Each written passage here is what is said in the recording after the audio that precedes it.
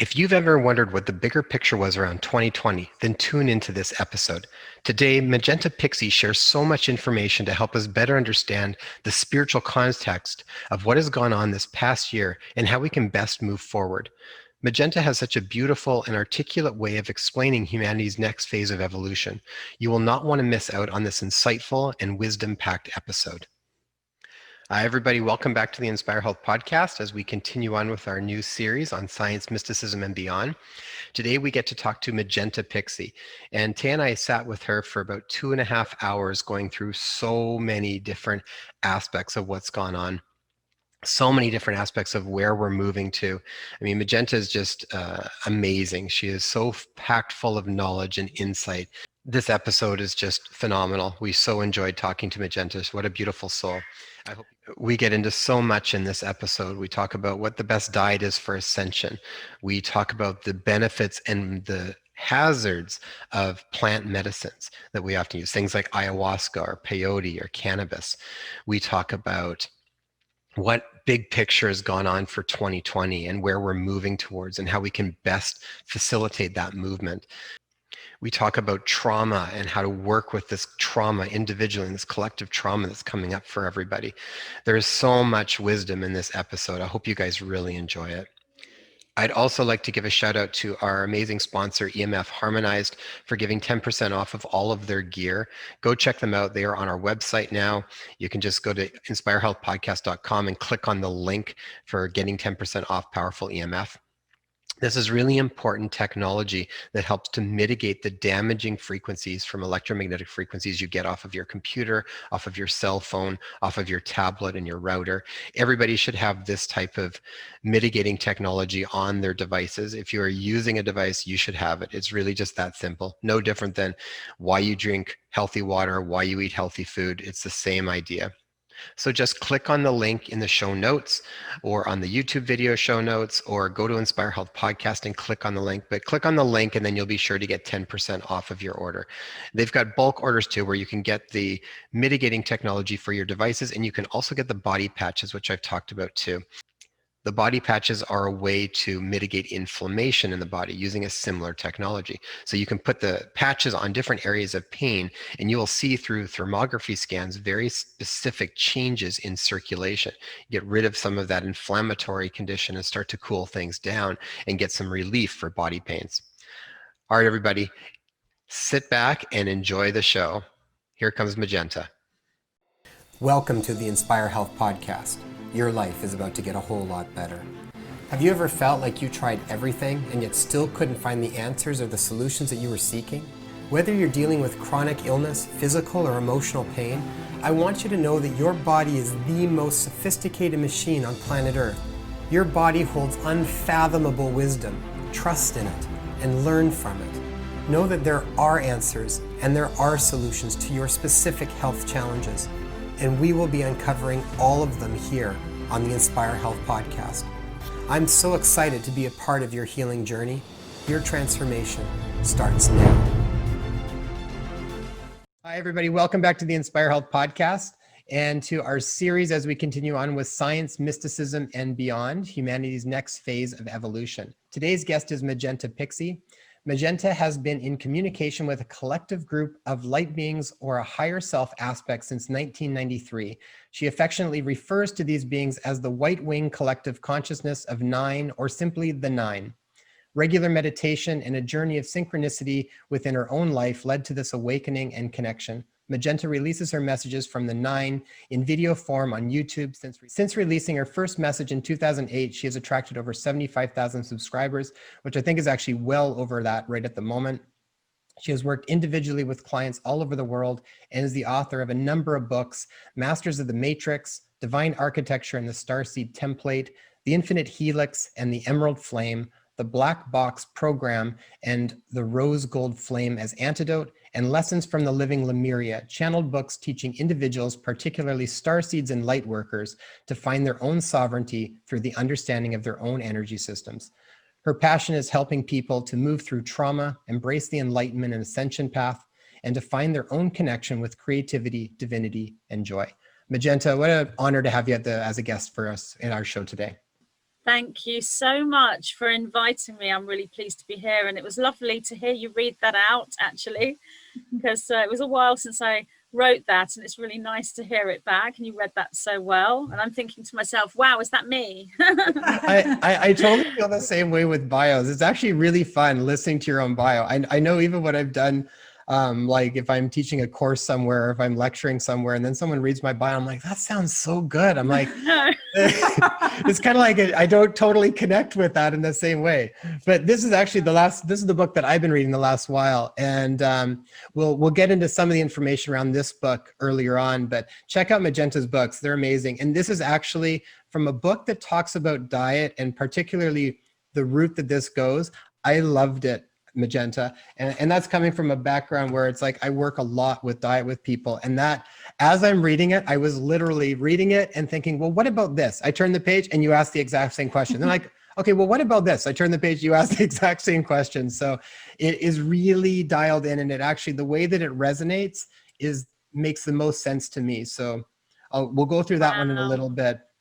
Oh, so that's really lovely to hear, especially from somebody who works in that profession. You know, that's lovely to hear. So thank you. Yeah, we'll get into some of that, because I think it's some really interesting stuff on that. But why don't we start off, for people that aren't totally familiar with your work, can you tell us a little bit about the 9 and how you came into connection with them, and even the whole process, I think, of even channeling? Like, I would say like a decade ago, this was, weird stuff for people, for a lot of people that weren't aware of it. And I feel like now it is becoming like, as I think things are changing, I think people are connecting more and more to this, and we're opening up to this divine sort of guidance in a lot of ways. But I'd love to hear from your perspective, how did you connect with the 9, and what's that process like? How does channeling work?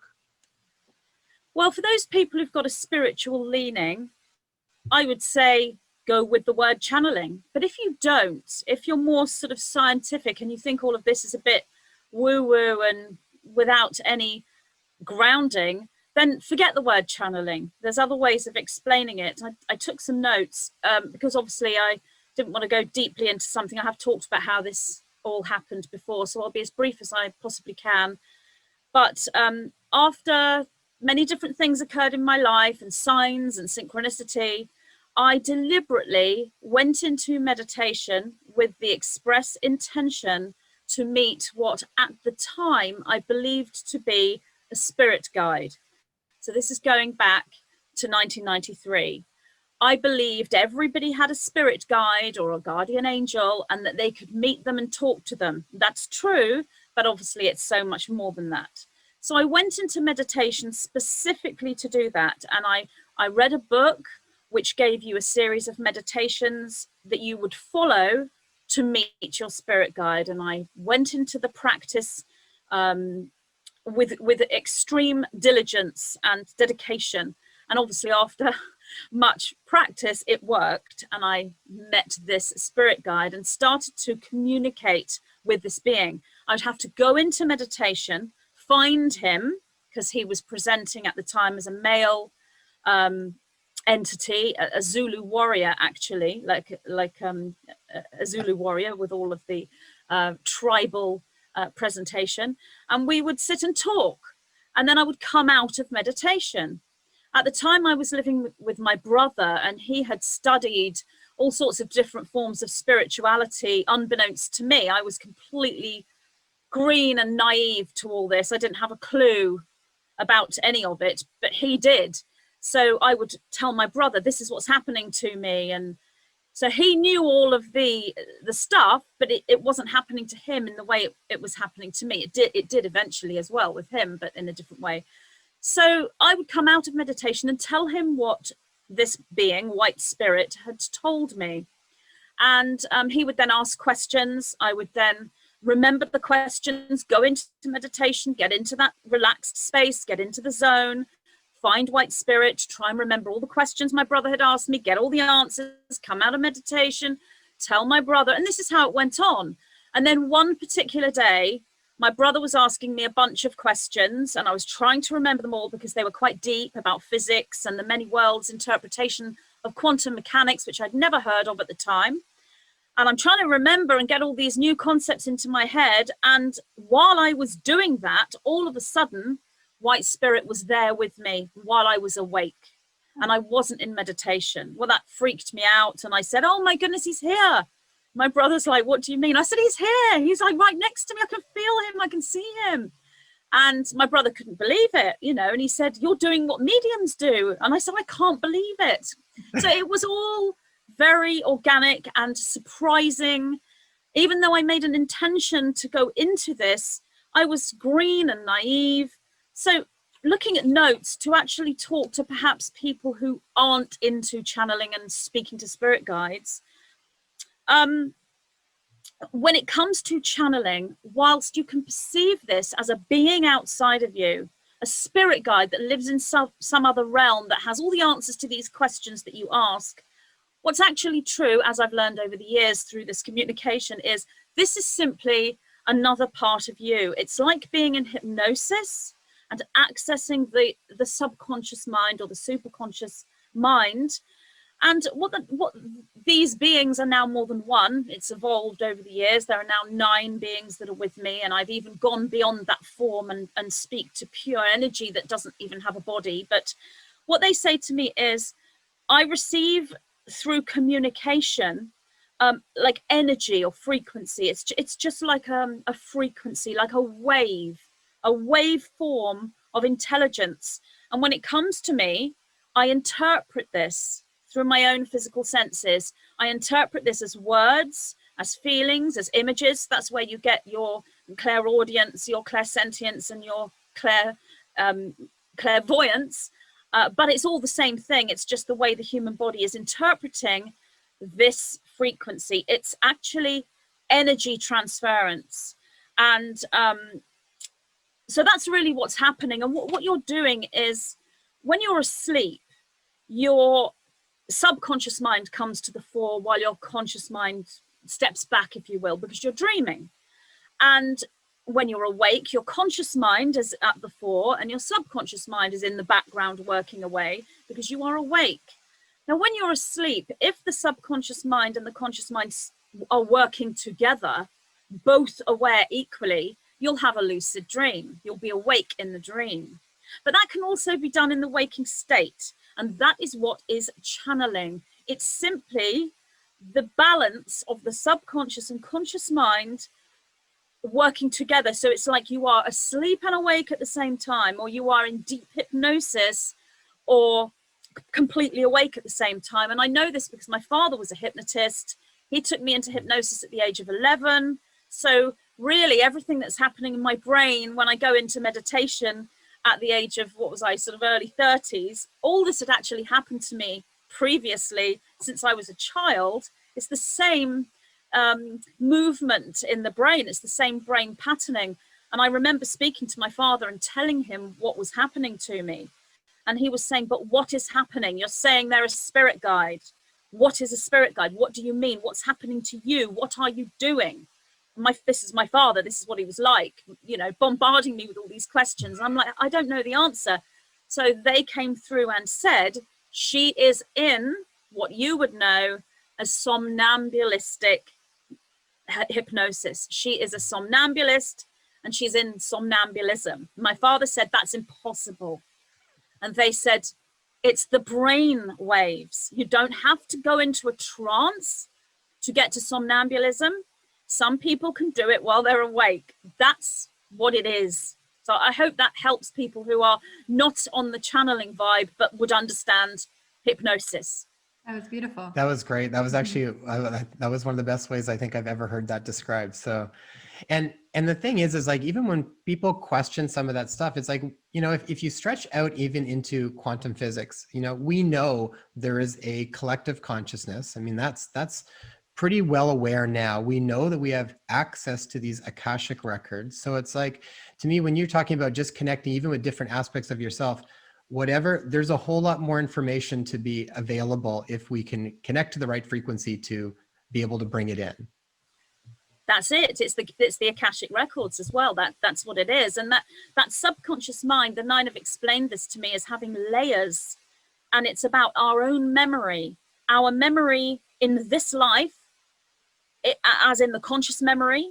And then you've got the memory of everything that's ever happened to you in this life on the periphery, as in if you're downstairs watching television and someone else is playing a different television in another room and you can hear it, even though you're not taking it in at all, that comes in as your memory.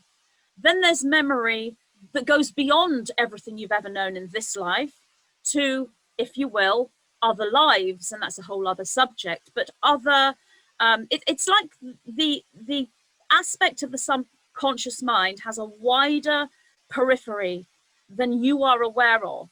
And that goes into eventually the Akashic records, which is everything that's ever happened since the beginning of time, everything that's happening now, and everything that will ever happen to the end of time. And of course, that's all one thing. It's all one space. There's no beginning or end. That's the Akashic records. And it's simply the memory of all and everything. It's the memory of God, if you will, or source, or you don't have to be religious. You can be an atheist to understand all this. You can be deeply religious to understand all this. It's not about that. It's scientific as well, because as you say, we have this collective consciousness.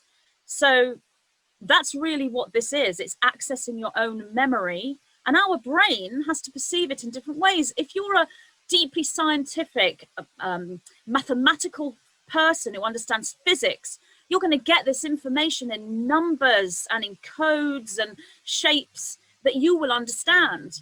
But I'm not like that. I'm pretty useless with numbers and codes and physics and geometry, which is quite ironic, really.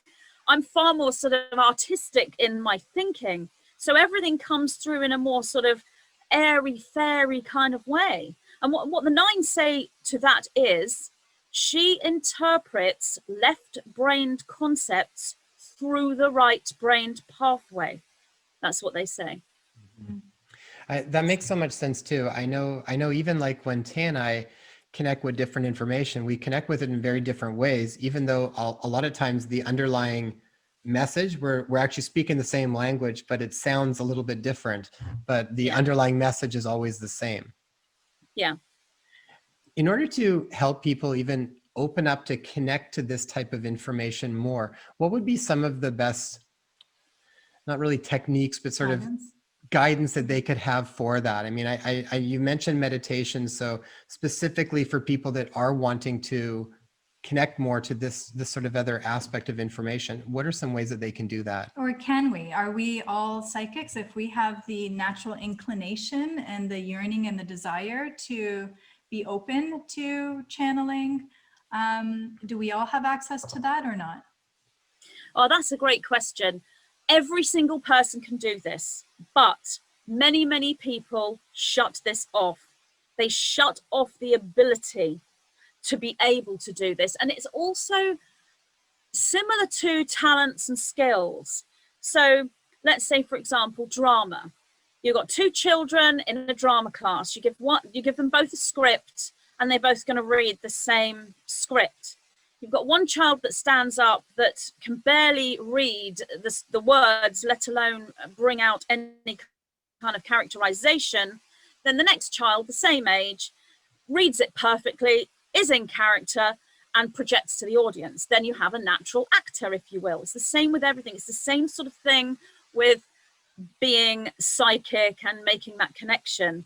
We're each born with different skills within our DNA sequencing, and we each have talents. So yes, everyone can do this, but some people are more adept at it, if you will, than others, because they've come in to do that. Everything that they want to do in this life, they planned before they were born. So sorry, what was your question? And then how can they start to work with that and build that muscle a little bit? Exactly. And that's exactly what it is. It is building a muscle, and practice is absolutely crucial. So meditation is wonderful. And meditation, you can do guided meditations. You can do meditation for health and wellness and for relaxation. This type of meditation would be to externalize one's own self, like in a dream, and present a dream character to you. And you do this through imagination. Again, you'd need to have a vivid imagination. like a child playing a game. And if it's not working for real, then you imagine it and you pretend that you're talking to a being. It can be a giant rabbit, it can be a fairy, it doesn't matter. But what's really important is to let go of any preconceived ideas, because many people will go into meditation to try to channel and make a connection. And when it doesn't happen, they think they're useless, they think they failed, they're no good, they've got tons of blocks, and they're not doing it the right way because it's happening in one way. And then they listen to someone like me speak or someone else and think, well, I can't do it like her. There's no right way to do it. It's completely unique. It's completely subjective. And everyone has their own unique way of doing this and their own skills within this. So you just relax, have no expectations at all, and go in and play. And actually don't mind whether it works or not. And if you come out of meditation and you've been meditating to do this for 6 months, still don't mind. Just think, it's okay, it hasn't happened, fine. If you start thinking to yourself, why hasn't this worked? After 6 months, I'm so useless. You are blocking yourself from it happening. You have to just chill and relax and be fine with whatever happens. Then if you can get in that space, you will start to make these connections. But meditation is only one pathway in. For many people, it just happens naturally. You know, I'd have people come to me saying, what's happening to me? This is happening and that's happening and I'm seeing this and I'm seeing that. And they just opened up naturally. Food can do it. If you go on a raw food diet or a high nutrient diet, that can trigger it. Certain herbs can trigger it. Yoga can trigger it. There are many, many things. And again, that's unique to each individual person. For example, crystals. Some people can be triggered into channeling from crystals. Other people, try as they might with every single method, it just doesn't seem to work because their skill set is somewhere else. So there are multiple ways of doing this. Number one is understanding that it's unique, relaxing, trying all these different things without any expectations. But yeah, meditation is a really good pathway in. Wonderful. And really, that's such good advice for like everything. Approach things without strong attachments and be open to how it's going to show up.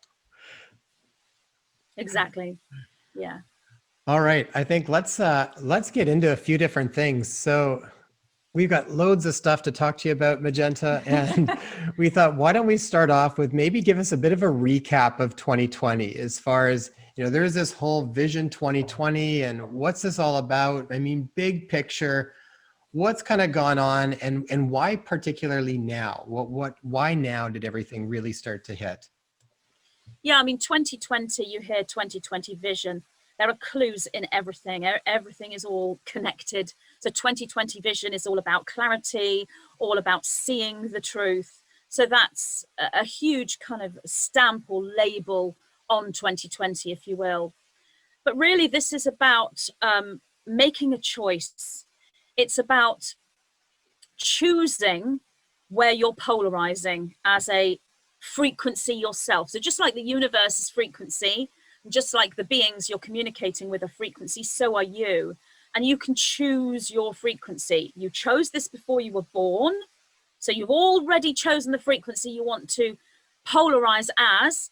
But then when you come into this reality as a human, you then walk the path and make the choice from the physical perspective, from the human perspective. And you get all sorts of synchronicities and guidance right from when you're born to lead you into making the choice that you already made before you were born. And that choice is between, well, it's quite complex, but to simplify it, it's a choice between two things, really. Polarizing as a negative frequency being, or polarizing as a positive frequency being. There is neutral as well, but that is going off track and it's a different model. So looking at the model of just positive and negative, you would have negative, which is a service to self frequency, and you have positive, which is a service to others frequency.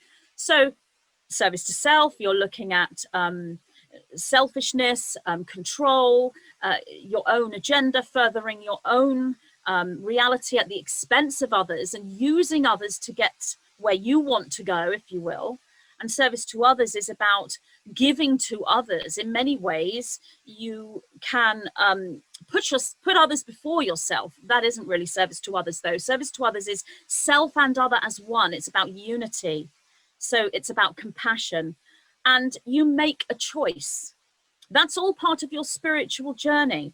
This has been the case since the beginning of time, but individuals have made these choices individually or in small groups amongst a reality that's incarnated as humanity that aren't doing that yet. They haven't got to the stage where they're ready to make a choice. So many people have made these choices and gone into these polarizations since the beginning of time, but they've done this on their own. But now we are coming to a point which is called planetary completion. It's like one stage of experience comes to an end and a new stage of experience begins. You'll know this as a dimensional shift. People talk about the third dimension and moving into the fifth dimension, or the third density swapping to the fourth density. It's all the same thing. It's a new octave of experience. And what's happening is people are polarizing all at the same time now. So if you've been working on this for several years, you'll have a head start because you'll already have worked with this polarization and made your choice. 2020 is the point where the planet does it. So 2012 was like a trigger for this. The winter solstice 2012, or the solstice, depending on where you live, was a trigger for this. But the experience of that was very subjective and kind of higher dimensional. It wasn't necessarily anchored into the physical reality. But because of the amount of people that made the choice, that creates a match. Every choice you make creates a match in your reality. So the amount of people that made that choice in 2012 created the actual experience of that choice a few years later. So we're coming into now 2020, and this is the year where the actual reality shows you the choices that you can make. So the reality presents the negative world, if you will, and how to get there through making the negative choice, and the positive world and how to get there through making a positive choice. But this presentation is there for everyone. So as I said, if you've been working with this for several years, you'll have a head start. You'll know exactly what you're looking at and what you have to do. You'll understand what's happening in 2020 and why all these things are occurring. But for those who are not aware and haven't woken up before now and haven't done any practice this way, then this world to them will look like it's breaking down.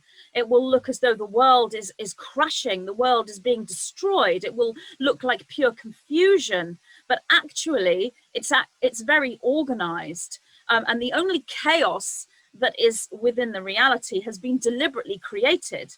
The actual organic structure is very organized, but every single person is now being faced with a negative reality and a positive reality, like a bifurcation, a split of worlds, so that they can make a choice as to where they want to go. The reason why that bifurcation has occurred is because individuals made their choice, and because those individuals were cohesive in their thought structure, they then created this to happen organically. It is a complete merge between the environment, the planet, the cosmos, the galaxy, the universe, the celestial energies, and the human being. So it's like, does the human choose the reality? Does the human create the reality through their own thoughts? Or does the reality present itself, and that is what triggers the human thoughts? And the answer to that is they both happen at the same time. It's a complete unification between the self that you experience inside your body and the self that you are outside of your body, the externalized self, because all of that is you. From the higher perspective, there's only one soul, there's only one being, and there's the internal perspective and the external perspective, but they're both self and they both work together. And this is really coming into clarity in 2020. This is the year that all of this is presented on the physical level, so that the whole of humanity can see it, that each person is perceiving it, in very, very different ways. That was beautifully said, Magenta. I got chills so many times as you were saying all of that. Thank you. Beautifully explained.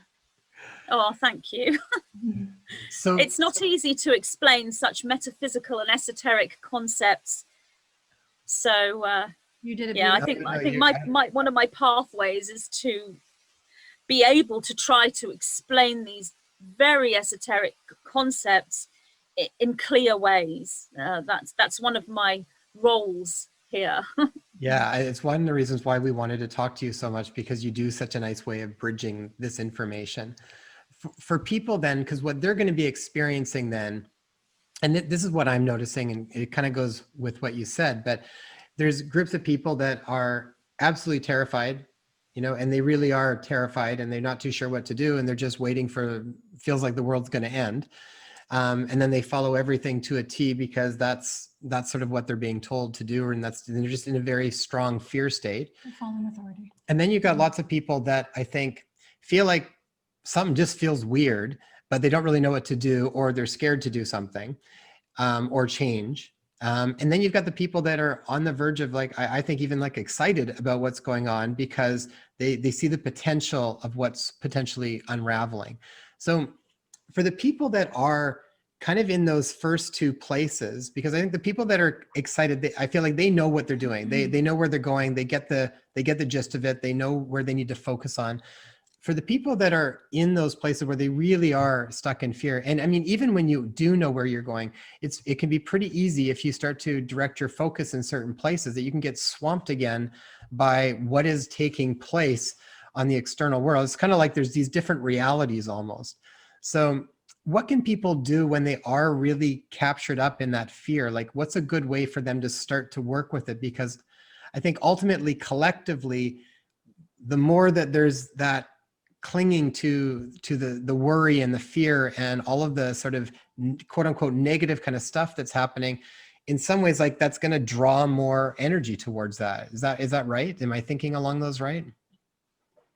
Yes, it does. Although you can look at a negative reality, but if you are aware of what you're doing and you're cohesive within your own understanding of a higher reality, then you wouldn't actually give any focus or any energy to that reality. But if you are chaotic and not in a cohesive state, then your thoughts are all over the place. And if you're focusing on the negative only without having the cohesion and the understanding of the higher reality, then yes, you can absolutely give your energy and your focus into the creation of the negative reality, which is a kind of a deliberate act against humanity from those who want to create a negative reality. As I was saying, people make a choice before they're born whether they polarize negative or positive. The majority of the individuals on planet Earth choose to polarize positive, but there are a small group of individuals who choose the negative path. And from the spiritual point of view, they have the right to make that choice. But in order to be able to polarize as the negative, then they have to generate fear, if you will, because that's the negative vibration, as in love is the positive vibration. So they generate fear in others and take energy from other people. So those people that are afraid, some of them may actually be lending their energy to that negative vibration, but not all, because it depends on how that fear is manifesting and what it's doing to them and how they're dealing with it and how they're integrating it. And when you talk about people who are afraid, that spreads across a whole bunch of different states of awareness. So you have people in fear who have no understanding of this whole evolutionary state that we're going through, that many call ascension. That's a word that the Nine use. But you also have another group of people who are aware of this evolutionary stage. They are aware of ascension, but they're also in fear. Their fear will be dealt with differently because of their higher awareness. So for the people who have no awareness of what's happening, it's unlikely they'd find this podcast anyway. Having said that, every single individual has, if you will, guidance around them. And that is the natural frequency that's guiding them towards their positive polarization. Some may call that a guardian angel, a spirit guide, synchronicity, magic, destiny, but it's actually the frequency that they hold as an individual, that they're giving out into the reality and creating their reality. To the people who are not aware of this, who are in fear, that frequency will be working for them. But because then they haven't got the higher awareness, they're led in many different directions. And so they're looking, if you will, for like a parent figure, a figure that will lead them. And if they're children, it will be their parent or a caregiver or a teacher. And if they're adults, it'll be some kind of master, some kind of guru. And for many of those people, it's the mainstream media. That's the parent figure. So they'll turn on the television and they'll listen to the news, and that's what they follow. And unfortunately, that's one of the systems used by the negative group that are polarizing negative in order to hijack fear. So what you're seeing on this mainstream news channel is actually an illusion. It isn't real. You're being misled, but those people don't know that. So that's kind of like this Pied Piper leading the lambs to the slaughter kind of energy. That's what it means. It's a metaphor. For those individuals who have a higher awareness but are also in fear, they will be integrating that fear much more rapidly. And the fear doesn't take hold in the same way that it does with those that are not in that higher awareness, because they're always working it out, thinking, why am I afraid? What does this fear mean? And then that guidance, that frequency leading them into the positive polarization is much more evident to them, and they understand synchronicity. So for those people, they have a head start. For those people, it's very similar to going into the channeling and making a connection, and it is relaxing and just really chilling and allowing things to flow, because there are people who are jumping on every single piece of information that comes their way. Oh, there's a solar flare and it's going to frazzle the earth and people are going to die. Oh no, actually the solar flare isn't going to kill us. What it's going to do is do this, and then that might cause a tsunami, and then if I'm in a boat, then I'll end up being drowned, and then they let the mind go, and there's no cohesion in the focus. And sadly, or from another perspective, it's supposed to be, there are actual people out there teaching these things, that are teaching this kind of sort of negative scenario within a positive reality. These are positively polarized individuals who think what they're picking up is true because they've woken up, because they're in that state of imagination, and they're able to work with the images and the sounds and the feelings. They're channeling, if you will, downloading, if you will, whatever word you want to use, and they're getting all of these images and they're taking them literally. Like, oh, I had a dream, there was a tsunami and half the planet drowned. So they're then telling everyone, you're all going to drown. So the image they are getting is correct. The interpretation is incorrect. And that's because they are not at the stage yet where they have balanced the right hemisphere of the brain and the left hemisphere of the brain, and working with intuition and creativity and balancing it equally with logic and critical thinking. That's the grounded side. If you don't have both, then you are out of balance one way or another. So if you're getting images of tsunamis drowning everyone, what does that mean? A flood of energy moving over the planet, a tsunami of knowledge, a tsunami of awareness, a tsunami of memory, a tsunami of emotion. And yes, there might be an actual physical presentation in the world that looks like that, but it won't be on a global level. So there's lots and lots of things that are causing these fears right now. And they're coming from outside sources, because people are still, even in that higher awareness, if they're still not cohesive, they're looking for that parent figure. So it's like, it's this guru, it's this teacher, it's this channel, it's this doctor, it's this speaker. And then they're following that speaker.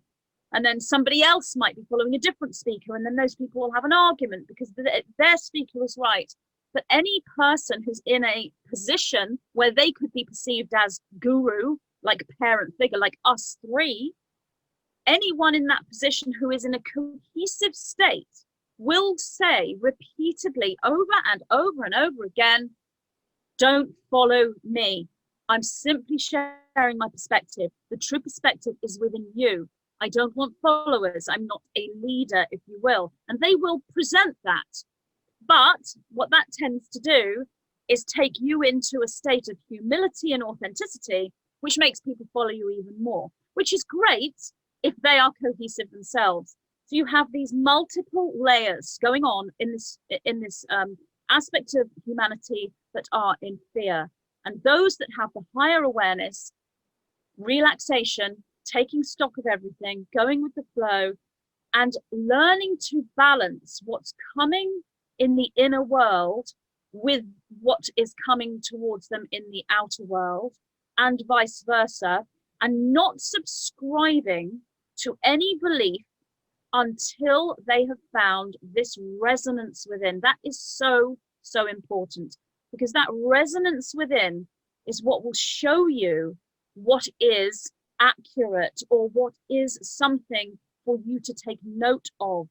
There's a lot of nonsense all around there. And like I said, when I said, sadly, some people are teaching this from the other point of view, there is a reason. Everybody has a part to play. And how can you discover what is in resonance with you and therefore truthful for you and right for you to follow if you do not have what is not in resonance and what is wrong and what is not truthful also presented? So those that are presenting a false teaching are actually, from the overall point of view, doing the seekers a favor, because they're giving them contrast. There's multiple layers to look at there.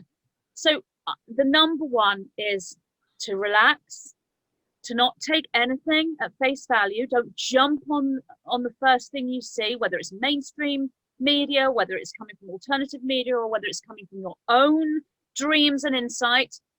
Take it on board, look at it, don't subscribe to it. See it as a potential tool, a potential piece of information for you to examine, and then find resonance.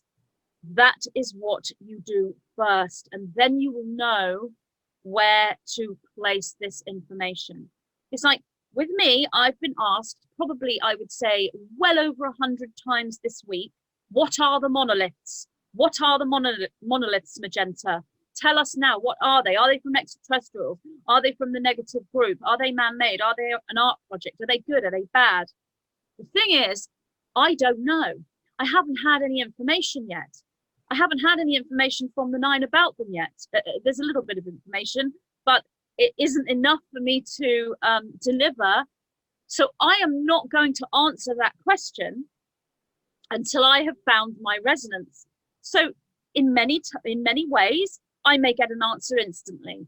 But when something is complex and there are multiple layers to that something, and also when something is irrelevant for our ascension, I don't necessarily get that communication from the nine, because I focus on the most relevant and the most important place to go for information that will assist the greatest number of people. And that may not be the monoliths or whatever question you're asking me.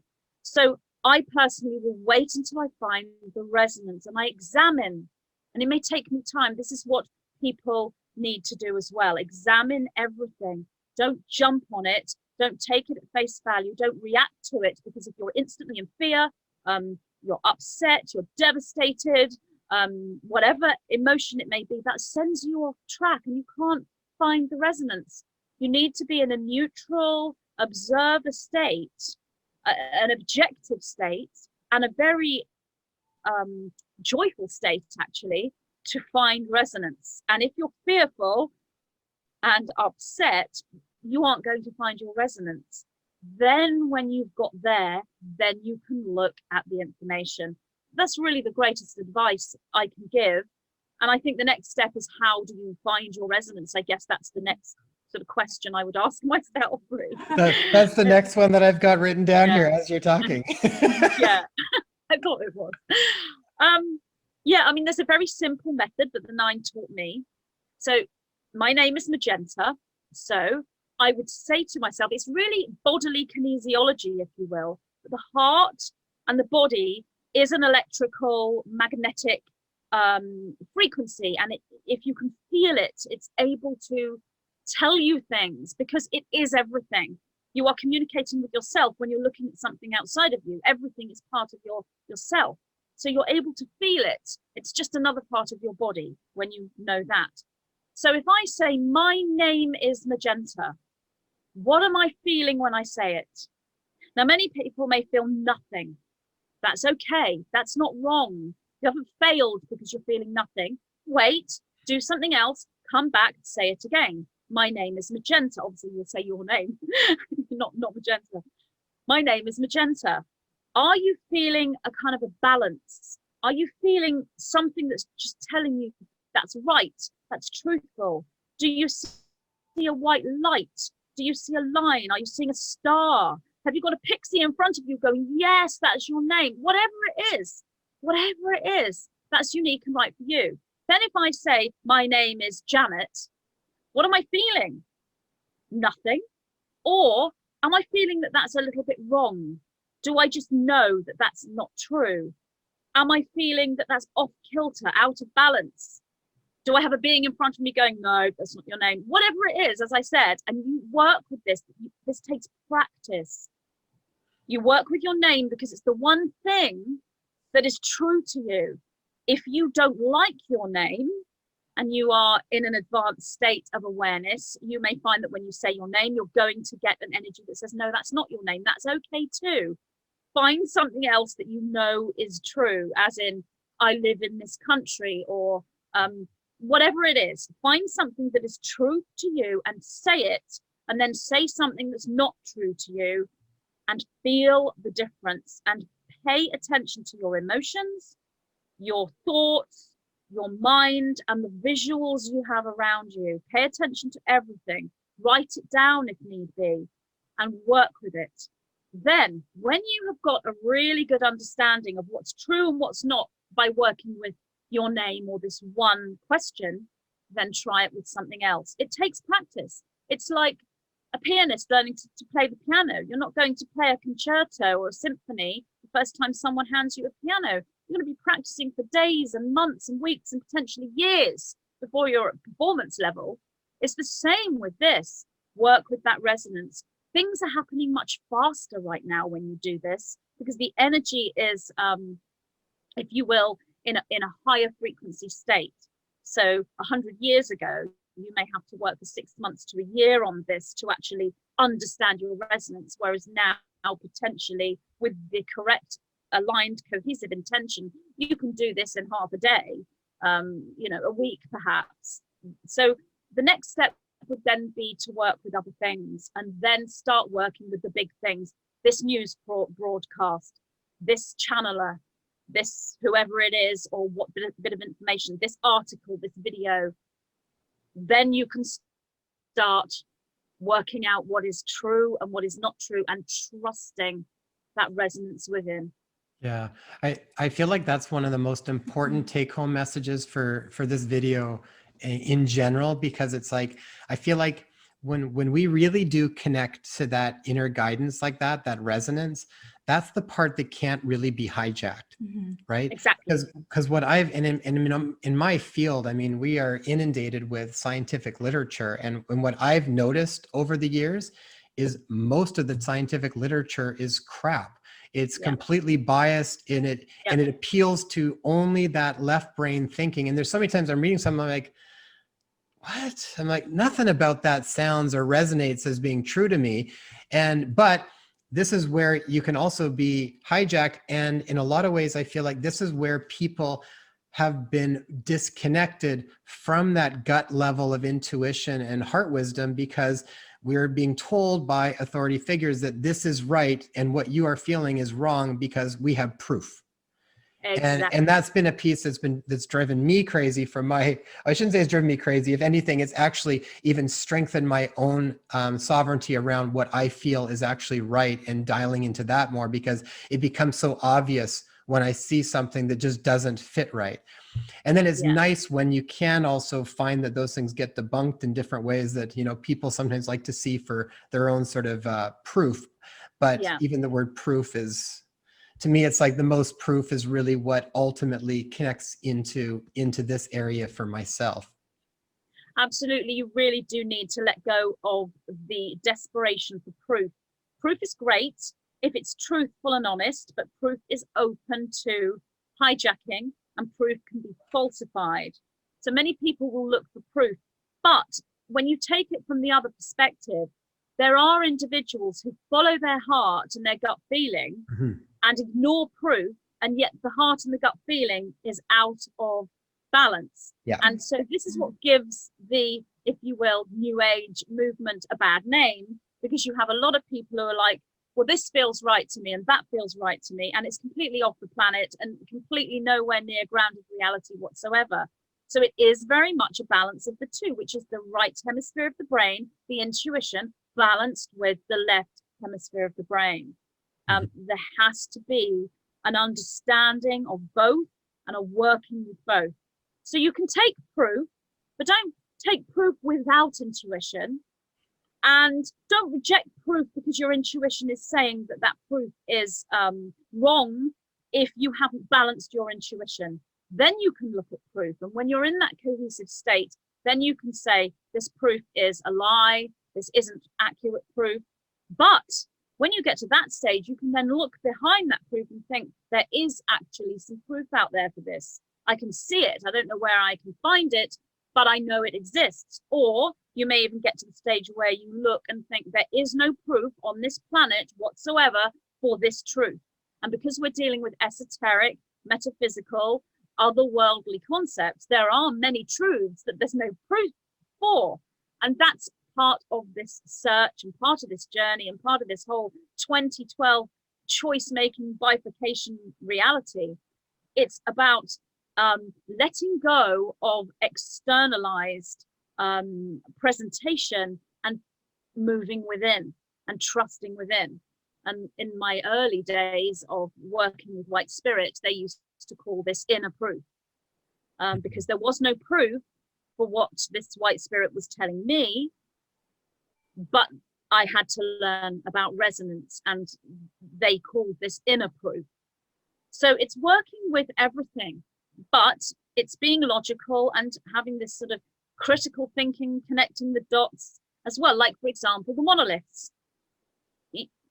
I usually go with intuition only because I've been doing this for many, many years. I don't really need to read things that much. But if you're new to intuition and awakening and it's working for you, but you haven't been doing this necessarily a long time and you're not quite sure of it, then you can balance that with what you're reading.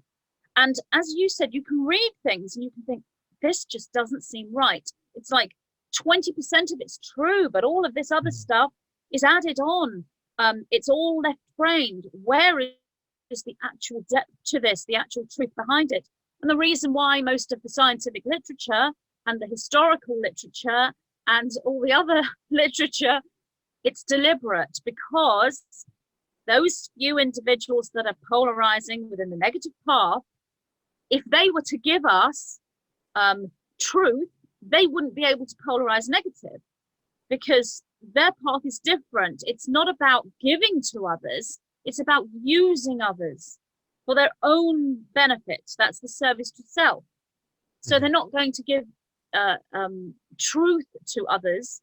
And the negative individuals that are polarizing in the negative path have been doing this for such a long time that they've amassed great wealth and power and are able to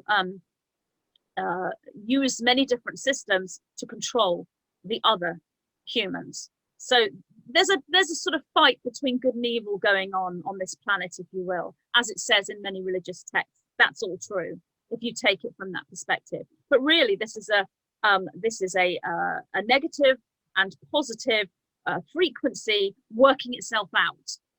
And 2020 is about balancing that frequency and then moving into a new presentation of reality where that intense polarization between negative and positive is no longer needed for the experience of the souls that are existing within that reality. So that polarization changes, and the positive and the negative doesn't hold the extreme levels that they do right now here. And that's what 2020 is about. It's about showing us that. So all the questions that you're asking are all tied up and all part of the same presentation. Yeah, go. Magenta, you spoke about resonance, and I'm wondering if you can elaborate a little bit on what that resonance is actually connected to. Yeah, that's a really, really good question. I mean, from a spiritual point of view, you would say the heart chakra, and you would say the solar plexus chakra, which is the belly, so the gut feeling, aligned with the heart chakra. But actually, you can go beyond this sort of energetic presentation and look at the physical body.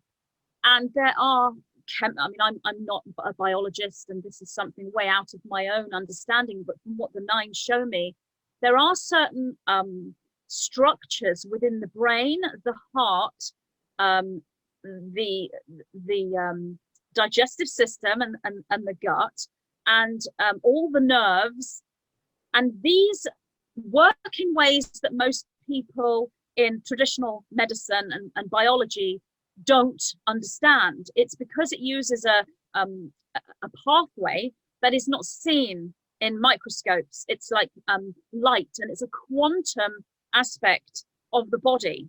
And when you activate that, that is what is working for you. It's a space within the body, within the heart, the brain, and as I said, the digestive system, the gut, the blood, is in the bone, it's in all the parts of the body.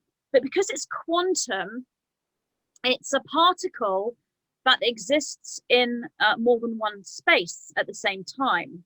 So it matches itself with what is perceived as outside of you, but that's actually, it's the same particle. So it's like a consciousness, a light. So if you are looking at a video or a person or an article, and you are looking at that information, when you're going into your resonance, these filaments start working, these threads of light start connecting with the particles of consciousness that your thought is bringing into your own body by looking at this piece of information, and they're aligning together or not, as the case may be. So it is actually a physical thing that is happening, but because of my lack of understanding of biology, I wouldn't be able to do your question justice in a way that perhaps somebody who was channeling and understood biology would be able to do, because there are systems of the body that I don't have the knowledge for.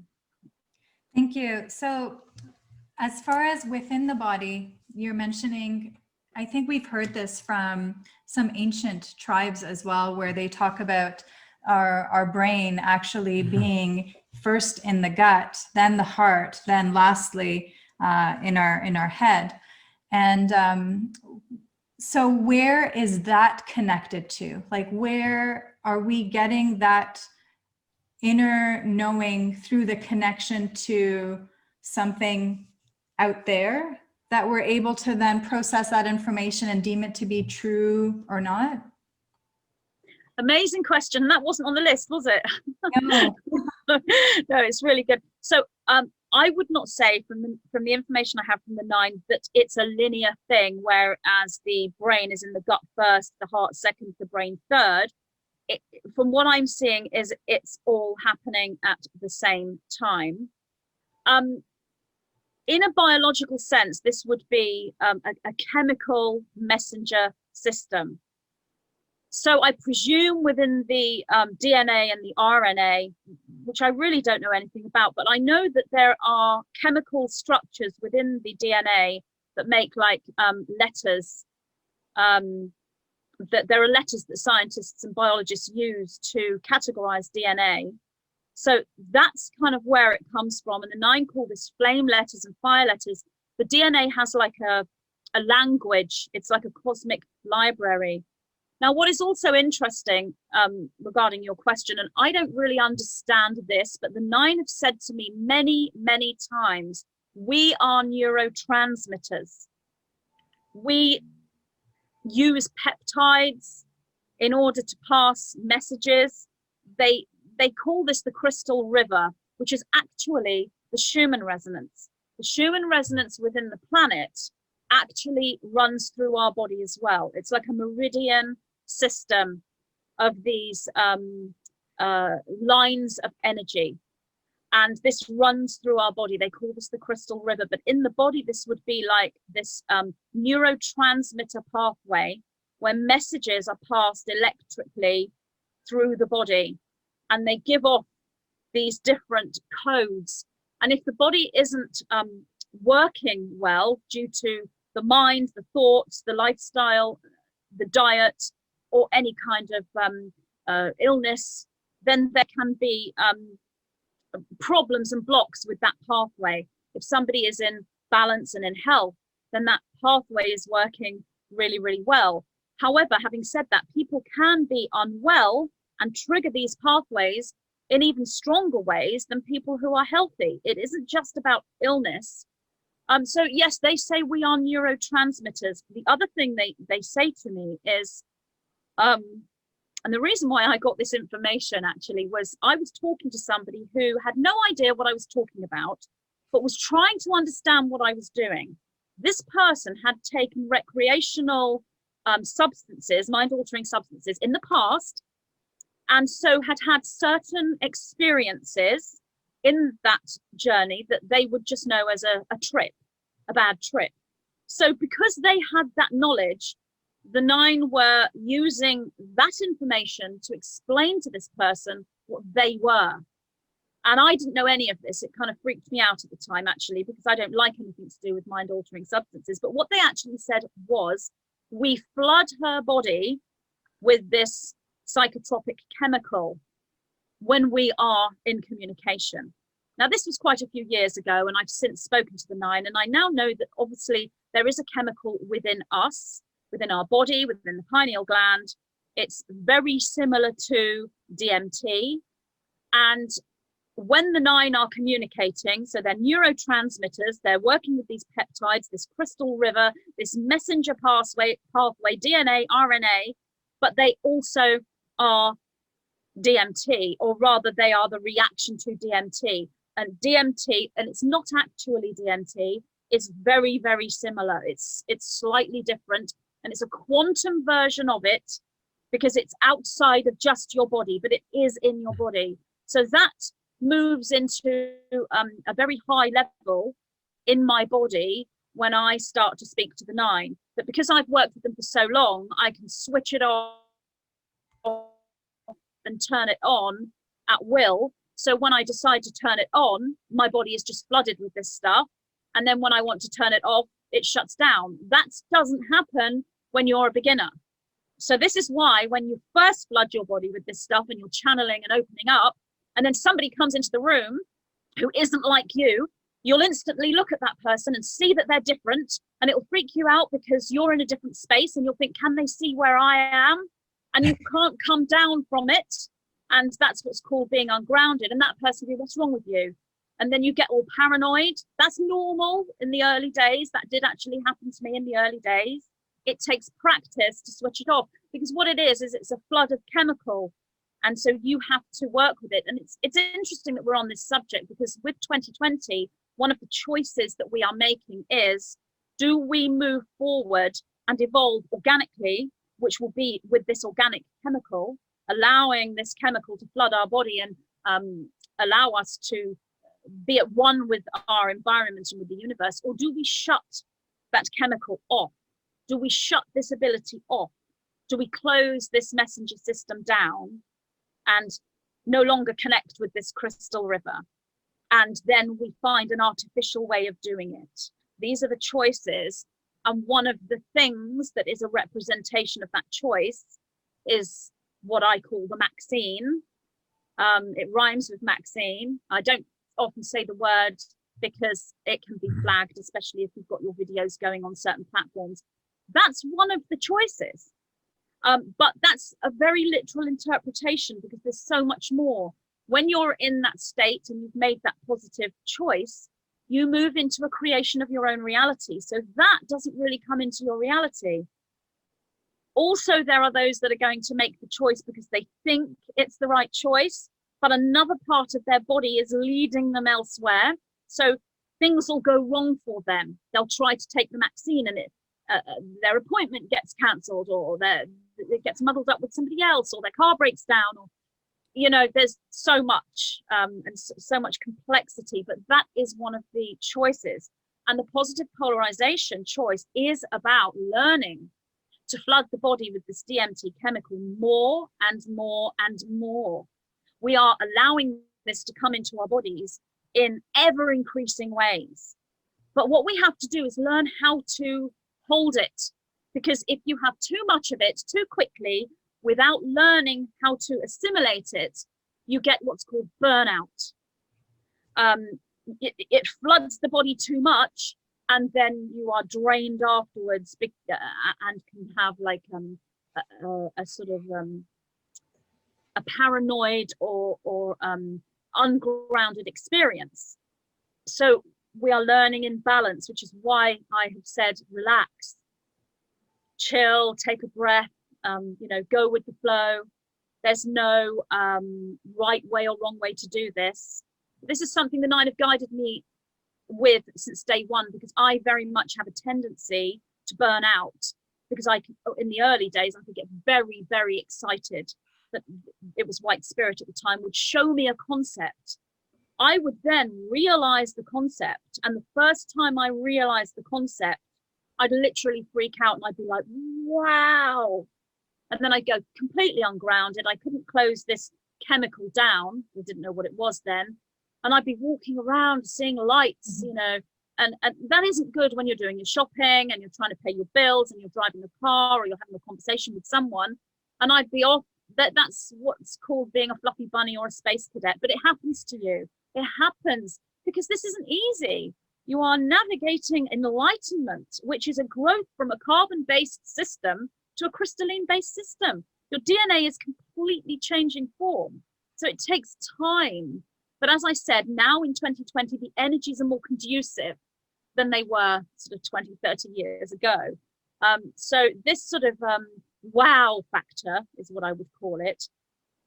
White Spirit would always say, calm down, because if I was to stay too much in this, wow, I can't believe this concept, oh my goodness, my mind is blown. If I stayed there for too long, I'd lose contact with White Spirit, because I wasn't depressed or upset, but I had gone into burnout, which is more akin to an out of balance excitement. It's not really excitement. It's more like, it's just an emotion that isn't in balance. And every emotion has a chemical reaction attached to it. So this DMT flooding, if you will, is attached to chemicals from emotions. So in fear, you're releasing these lower emotions that are akin to that closing down, shutting off path. Love and compassion is the right space, the balance, the service, the caring for others, the good, nice feelings, you being a good person. But this whole wow thing is a bit sort of too out of balance.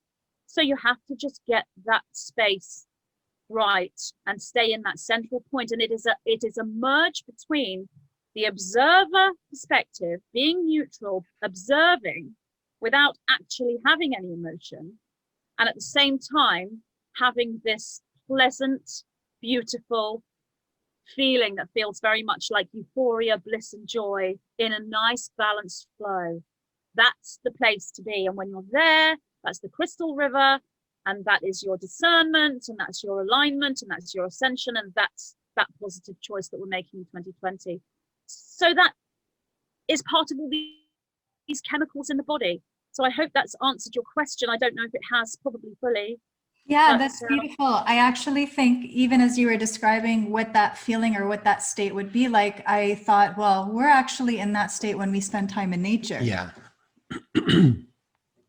Yeah, I was thinking the Yes, same thing. absolutely, because nature has those same codes in abundance. These, the nine called light codes, these filaments of particles in the leaves and the stems and the trunks of the trees and the ground, and it's in the sea hugely, in the ocean, and the salt of the ocean, and it's in all animals. One thing that this is known as is manna, like in the Bible, or ormus is another way of gold within. It's like a golden mean frequency. It's a frequency that resonates at that golden mean Fibonacci sequence. That's the tone, the sound of bliss. And yes, it's in nature. Again, nature's been hijacked as well. So you can go into certain natural surroundings where everything's been changed and things are artificial.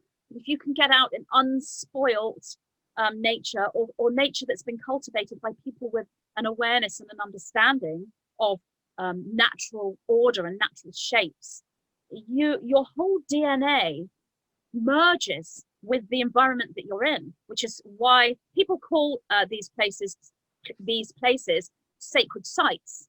But what actually happens in a sacred site is the DNA is merging with these particles outside. You are feeling cohesive with your environment, so it will help you feel bliss and joy and this high connection and trigger all of these feelings. That's what those places were for. That's what the pyramids were for. That's what Stonehenge was for. It was to do this for people. Of course, we don't need the sacred sites and the pyramids so much anymore, because the energy around the whole planet is naturally already at that frequency. That's why the negative groups are doing what they're doing, to try to bring the frequency down, because if it stays this high, everyone's going to wake up and they're going to suddenly see them and turn around and think, what have you been doing? And of course, that's what 2020 is all about. That's awesome. A couple questions then around that. So one, when you were talking about DMT or the substances like DMT, it makes me think then there's going to be a transition with even where plant medicines play into things, because I know like they can be a benefit to a certain point, but then it sounds like as we keep evolving and shifting and we're making more of that, then there might not be as much benefit from that. Or even mention Exactly. your patients too that you've seen. Well, and yeah, and like I mean, one of the areas I see a lot of in clinic is around mental health, right? And I mean, there's so many factors I feel like playing into stuff right now, and a lot of it's just misunderstood in so many ways too. But I've seen, so for example, for patients that I've seen that have gone through, say, psychosis or schizophrenia, that have had a diagnosis of that, regardless of all the other ways that could mean something else other than any kind of a problem. But one thing that I've seen across the board is that it's been triggered almost every time with a combination with cannabis. And it's really, so it's like, I almost think for some of those people that they're already at a certain level, that they've taken something that has now pushed them too far over, and now it's created problems. But I'm just wondering about that, because I've seen other people have really beautiful experiences with different plant medicines. But it seems to me like if we keep progressing this way, we may not require them for certain things, and they might not have their benefit that they used to. Absolutely. If somebody is waking up in a nice, cohesive balance, and they need to have a trigger to expand that more, and they've got a good grounding and a good balance of logic and intuition, then a plant medicine will assist them, because it will gently open up their expansion and they'll have wonderful experiences.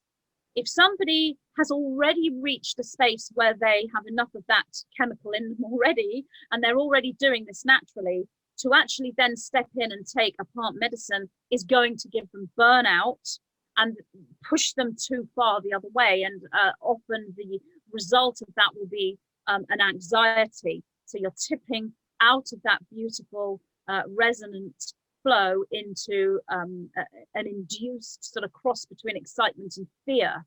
You've pushed yourself too far. With psychosis, what happens there is there's trauma in the individual.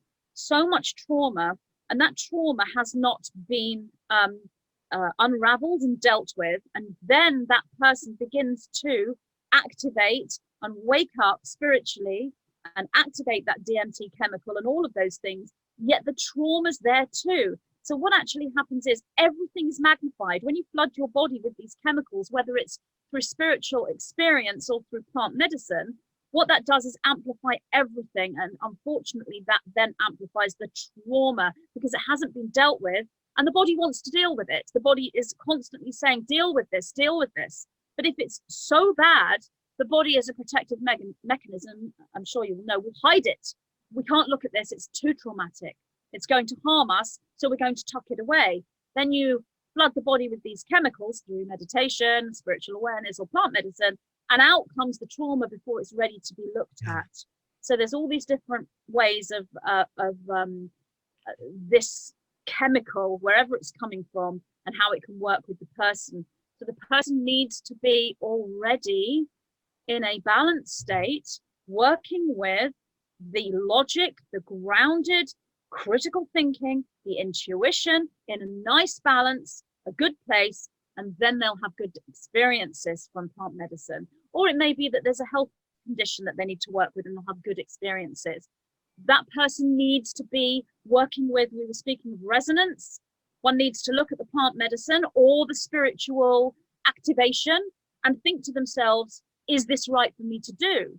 They need to know themselves. I know for me, to take plant medicine would be a huge mistake, huge mistake, because I'm already flooded with that stuff. Can I actually hold the plant and tune in on the energy of it and get benefit? Yes. Could I stand next to somebody who has taken it and hold their hand for a short while and tune in on them? Yes, because I can stop it. But if I were to actually take it into my body, that would be completely not in alignment with me. And there are many who are in that state that have got to that point where they flooded the body with that chemical. So for them, it wouldn't be a good thing. But there's a place for them. Otherwise, they wouldn't be growing wild. There's absolutely a place for them. And they are medicines for the right person. That's the same with foods and herbs and raw cacao and all of these things. It's so true. It's like, I mean, if one thing, anybody that's also worked with people for a long time, you eventually kind of discover that there's no one diet, there's no one this, there's no one that. It's so completely individual, and even constantly keeps changing for that individual at different times in their life, depending on where they're at. You know, what they were doing for maybe 20 years that they thought worked really well, eventually it's like, it's just not working. And then it gets to the point where we need to start to listen to the body and listen to what the messages are coming up. Yes, and it's a constant tweaking and a constant reevaluation. And sometimes you can have a physical body need and a spiritual body need, or your belief system is out of whack with the physical need. And that's very difficult to work with as well. Because, for example, you may have a vegan philosophy and not want to eat animals, but the body may need to have some kind of nutrient that isn't found in the plant kingdom, and they need that nutrient to balance themselves before they go vegan. This is why there's in the nutrition movement there's so much argument and fighting and so much dogma, as in this is the right way to eat and this is the right way to eat. And whilst there are guidelines and there are templates that's right for the majority of humanity, a species specific diet, there are different cultures that evolved in different ways. People who have had different, they're coming from different star systems, they've got different energetic makeup, so that their needs are slightly different. So it is, yes, there's a one size fits all as a template, but that is not going to be personalized. One has to personalize that species specific template for themselves and their culture and their history as well. So the arguments in the nutrition movement are not particularly very helpful to us when we're trying to find out what we should eat.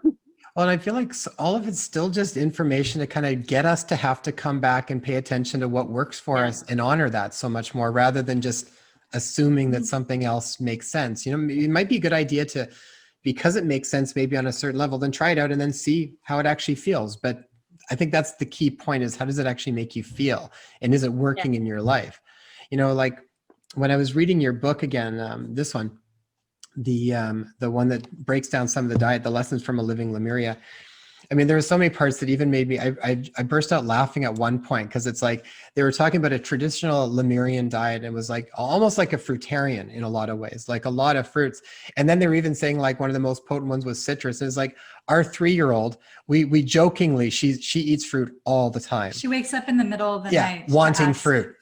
And oranges particularly. And we actually joke because we call her a lemur before, because she's just sort of this cute little, like even like a lemur, like a monkey, the way she does stuff. But I read that, I just started laughing, and I told Tam, like, oh my gosh, she's totally like Lemurian. Like it's like just, and my older one, who was 4 at the time, they're both like 3 and 4, so they're little. But her favorite fruit for the long time was like catnip for her was grapefruit.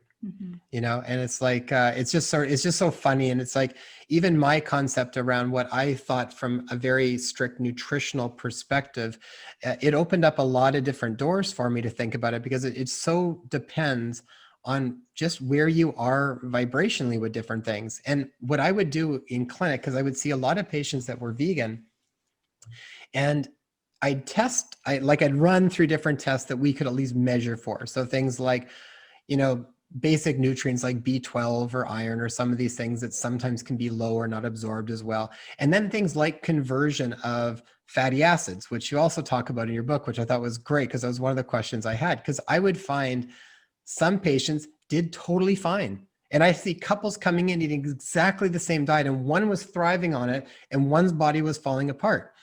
And you know, and it makes more sense to me now that it's sort of like, if this makes sense, that as we kind of keep transitioning, the idea of just less and less suffering on the planet, that just makes sense. But but sort of honoring where your body is at the time and doing the best you can with things, that feels so right to me. Absolutely. And it's continuous reevaluation all the time. And you don't have to be perfect. I actually was very resistant to writing anything about nutrition. I don't think I'm necessarily a physically good example for somebody who is following good nutrition. I am overweight. I have a problem with being overweight for one reason or another, and find it difficult to lose weight. So I expected I should have been really thin and skinny and gorgeous to write a nutrition book. But the 9 was saying to me, this is not about you. Yeah, the 9 was saying to me, this isn't about you being perfect. This is about you working with a plan and reevaluating it. And obviously the information came from the 9 anyway. And the book isn't specific to nutrition. It's karma in nutrition, actually, which is a whole different flavor. So I thought, you know, I'm gonna just speak to the 9. I'm gonna talk to them. I'm gonna write this out, and then I will make the decision what to do with this book once it's written. Do I actually release it or not? Because I had this issue in me that the one thing I mustn't touch is nutrition. And yet, what the 9 reminded me is, yes, okay, I still have an issue with weight loss. That's true. But there are many things that nutrition and the path that I have followed with nutrition over the years have helped me with that are not necessarily seen in my physical appearance. And I'm talking about health issues and how I have managed to work with health issues that perhaps might render somebody else unable to do things. And I'm able to navigate through my life and the health issues I have through the nutritional path. And it's also not about being perfect.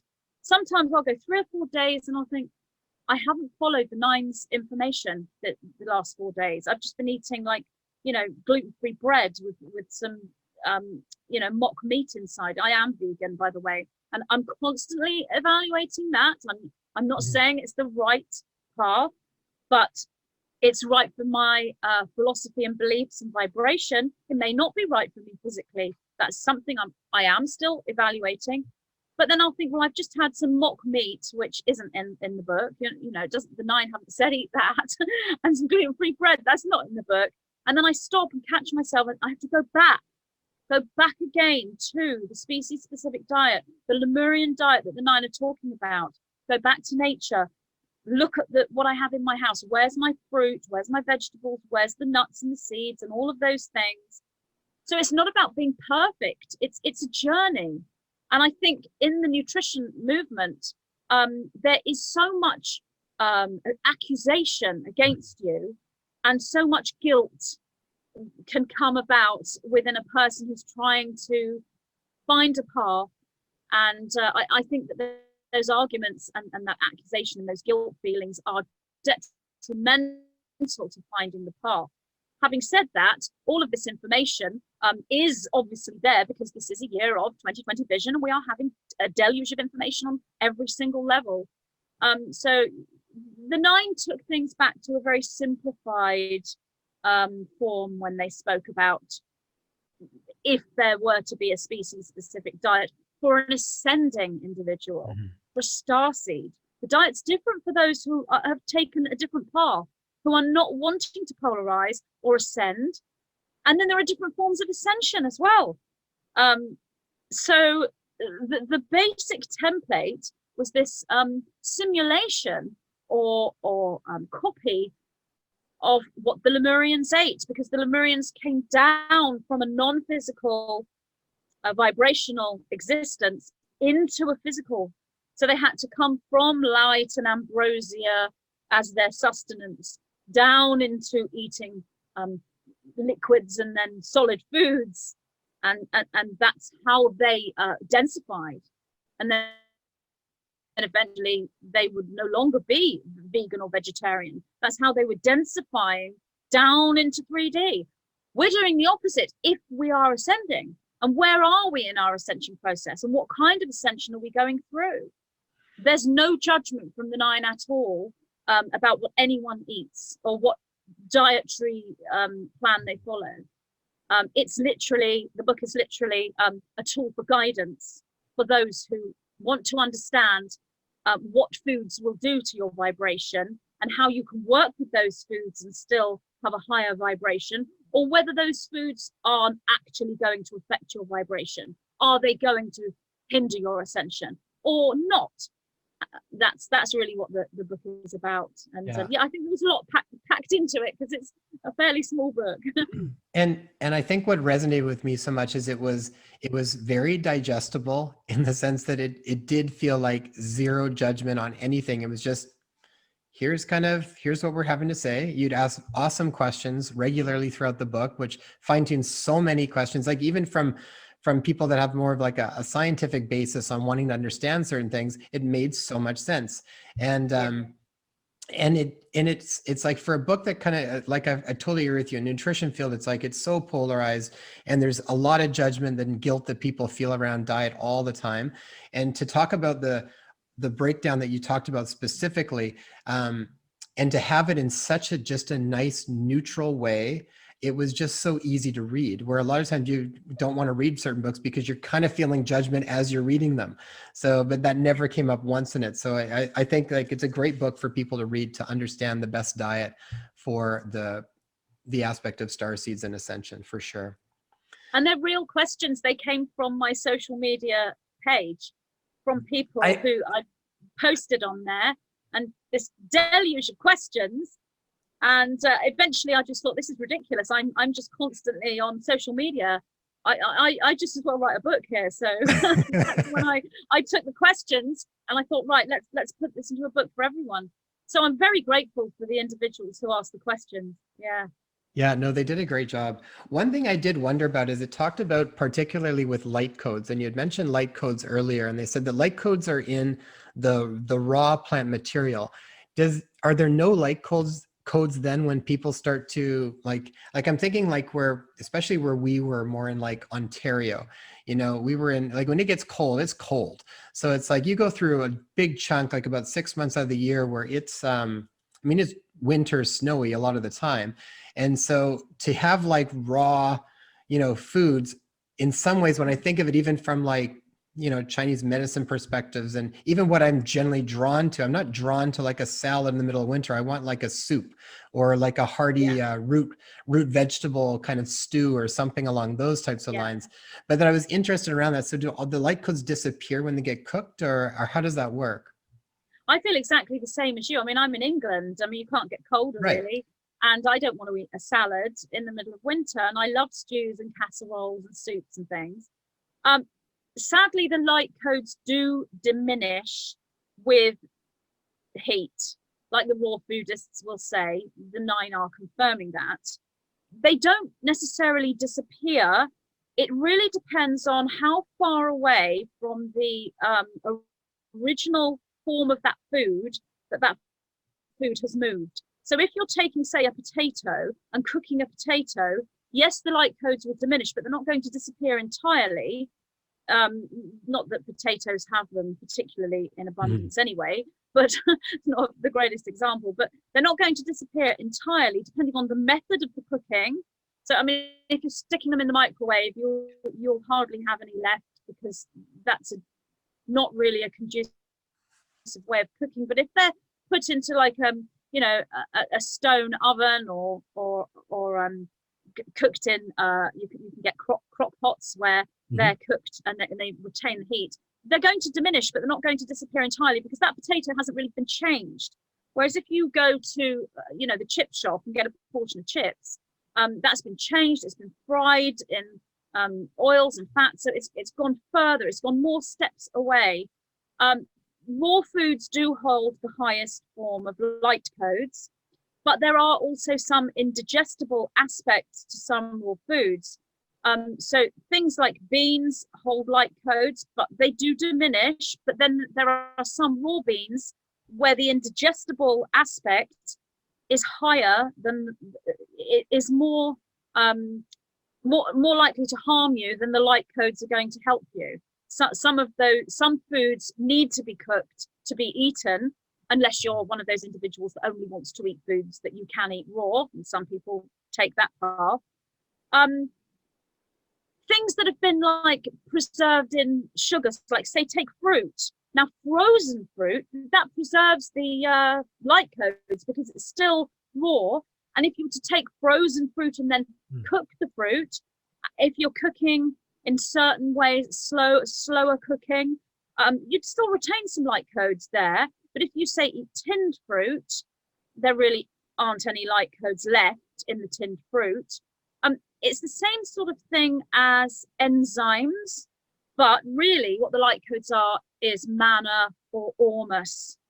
That's what the light codes are. That's known as the manna in the Bible. And this was in abundance in Lemuria, because they were coming down from a light body.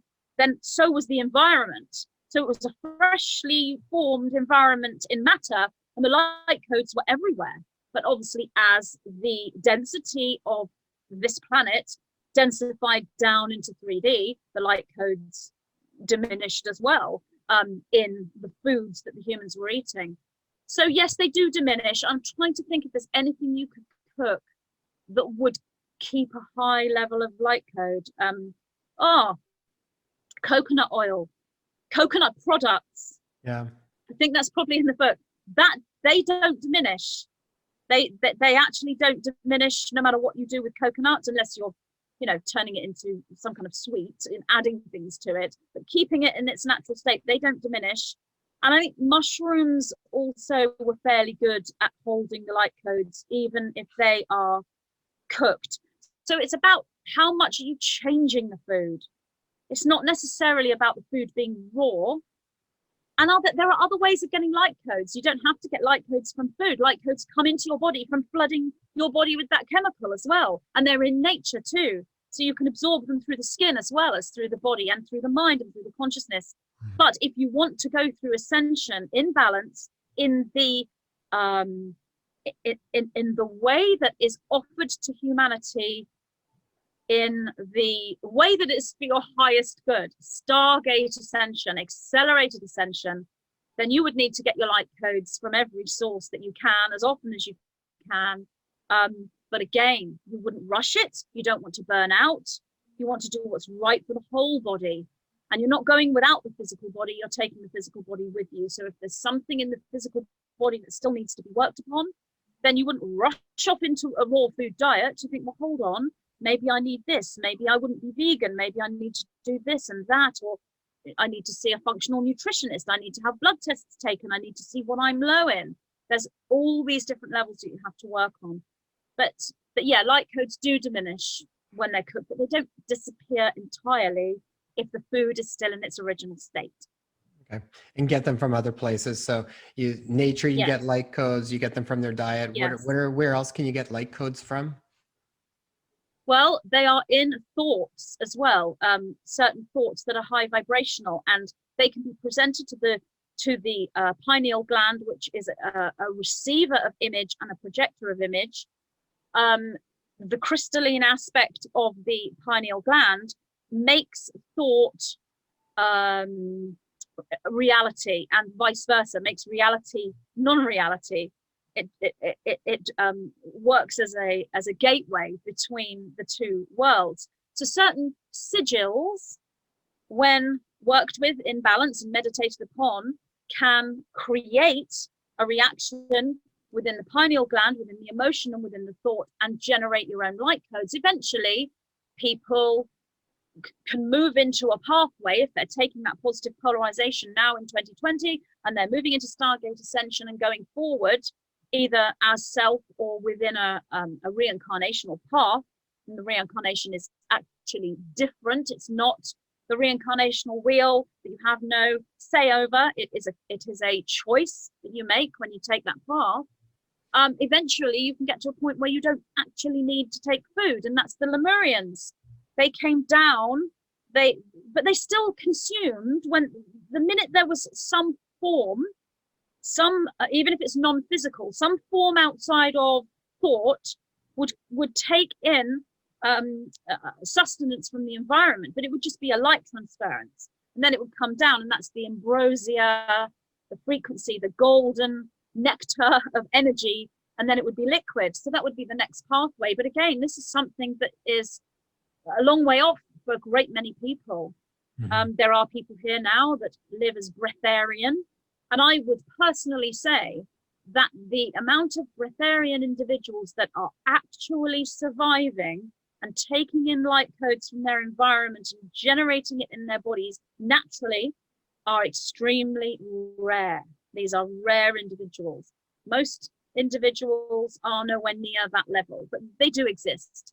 And most of them you don't even hear about, because they're at a level where they wouldn't necessarily want to be out on social media talking. They are busy communing with nature and moving into more of a unified path, which may call for them to be isolated and go into a oneness with the higher energies. So there are individuals that can do this, but they are rare. How are you doing right now, Magenta, for time? Yeah. We've had you for, are you okay still? I am okay, yeah. Okay. Just want to be cognizant of your time and stuff. I know most of the interviews we've been doing have been lasting for like a good couple of hours sometimes too. So would you be able to, Magenta, give a little bit of a background for people who are not familiar with the Lemurians and what exactly that means, and even a little bit of maybe history of Atlantis, if you're able to dive into that? So the Lemurians is just one name for these beings. They've had multiple names over the years. I'm not familiar what the other names are, because the Nine referred to them as the Lemurians, but what they're talking about is consciousness moving from the light levels, the non-physical levels, into physical form, coming down through those light levels into matter and becoming matter themselves. So really what these individuals are doing are the consciousness within these individuals. The consciousness is in a unified state. It's a source consciousness. And as the form moves away from the non-form, then the consciousness separates from the oneness of consciousness. It's a journey that source chooses to take, and the individuals choose to take. So the there were several stages. Lemuria took, I don't even know how long. I mean, there's no time in the higher realms, so this is a never-ending, ever evolving state, which is why the book is called Lessons from a Living Lemuria, because they still exist. They haven't gone anywhere, because yes, they're in our past, but in the higher levels, before they actually did come down into matter, they exist in a no time. So they're there now, and they're us. That's who we are. All of humanity are these beings. So there were many stages to coming down into the physical form, and this took, if you want to look in a linear time, this would have took billions and billions of years to evolve. And they would come down and move into these ages, these civilizations and ages. And some of them would simply be a consciousness without a body, just an awareness of light and light. And then there would have been the next stage where there are bodies, light bodies. And then there would have been another stage where the body is more physical, but is still able to move into light. And everything is done through telepathy and thought transference, and there's still a huge amount of unity. And then the next stage, so Lemuria that the nine speak of, encompasses all of this, but really that would be several ages of civilizations. So the Lemurians come down from the light levels into physicality, and eventually they have physical bodies, and then they are living on a physical planetary system. So the planet's evolving at the same time, or devolving, if you will. And that's what's known as the Garden of Eden. This is the Garden of Eden in the Bible. That's where Adam and Eve comes from. But Adam and Eve are just representatives of the polarization of the physical form, one into a male form, one into a female form. So Adam would have been a group of billions of people, and Eve is a group of billions of people, and the story is told in the Bible. And so that's the Garden of Eden. And so that's used as metaphor as well, but it's a literal incarnation. And then once the Lemurians were physical, that also would have taken billions of years to evolve. And then these individuals, some of them sort of branched off into different ways of thinking and became more, if you will, scientific, but they weren't really scientific. But what had happened is everything was very, very much right, what we would know as a right-brained way of thinking. The brains were different, so it wasn't really a right and left hemisphere of the brain, but everything was done through intuition. But as you come down in the density, that intuition changes because you are choosing to move into separation. So you eventually get to a point where you forget that you are source. So the Lemurians would have remembered their source. They would have all known they were unified with each other for a long, long time. But then they would come to a point where they forget that they're source. That's when they experience separation. And that's when all this jealousy comes in and free will. But that didn't come in until much later in the Lemurian stages. And when that level came in, civilizations began to branch off. They'd forgotten that they were source, and not all of them had forgotten. Some of them remembered, and they wanted to find ways to get back to source, get back to that place where they were. And many of these individuals had visions of the entire journey of this planet right up until now. They might not have known it was 2020. Some of them may have done, and they may have mapped it out, but they had different counting systems and different calendars back then. But many saw the whole journey and wanted to be part of that journey, and they understood about how to project themselves forwards into new incarnations. And these individuals branched off and they created a new civilization, Atlantis. But what actually happened was they came to a choice point that we're at now, like the bifurcation.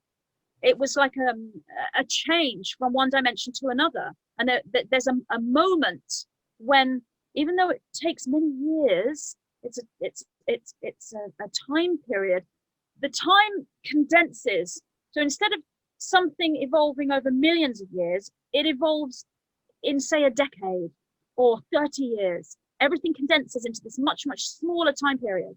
And that's the dimensional edge from one place to another. That's the shift. And this would have been more of a descension than an ascension back then. And that's when Atlantis was formed. And so Atlantis was from Lemuria. Having said that, and it gets even more complicated, is Lemurians were generally kind of left alone to evolve. But towards the end of their evolution, there was some infiltration in their evolution. Now, one could call this a willing, wanted assistance in their evolution, but on another level, one could call this deliberate infiltration. It's actually both, depending on the perspective you look at. So beings from other planetary systems, dimensions, civilizations that were evolving on a different timeline, in a different way, from different DNA intelligences that were more advanced than where the Lemurians were in a technological sense, came in and sort of changed these beings. And they used like they were what's known as master geneticists, but they didn't do this chemically. They didn't sort of come down in a spaceship, get out of the ship, grab hold of someone and start messing with their DNA. It was done through a light transference, but it was changing the planetary system at the time. And some of these beings were group minds. So it's really difficult to interpret this in a third dimensional sense, but these beings, which perhaps would have been perceived as gods back then, were group minds that had evolved as a planetary group. And the Lemurians had moved away from a group mind by this time, and they had become individual. And those that were from the group mind that had evolved on another stream were coming in and changing things. And this was where the Atlanteans came in. So the Atlantis was more of a product of outside influence. So the Atlanteans were very different, and they were given DNA quantum codes from other civilizations. So they then started to evolve very rapidly. And the Lemurians were very peaceful and harmonious and loving. They didn't understand separation.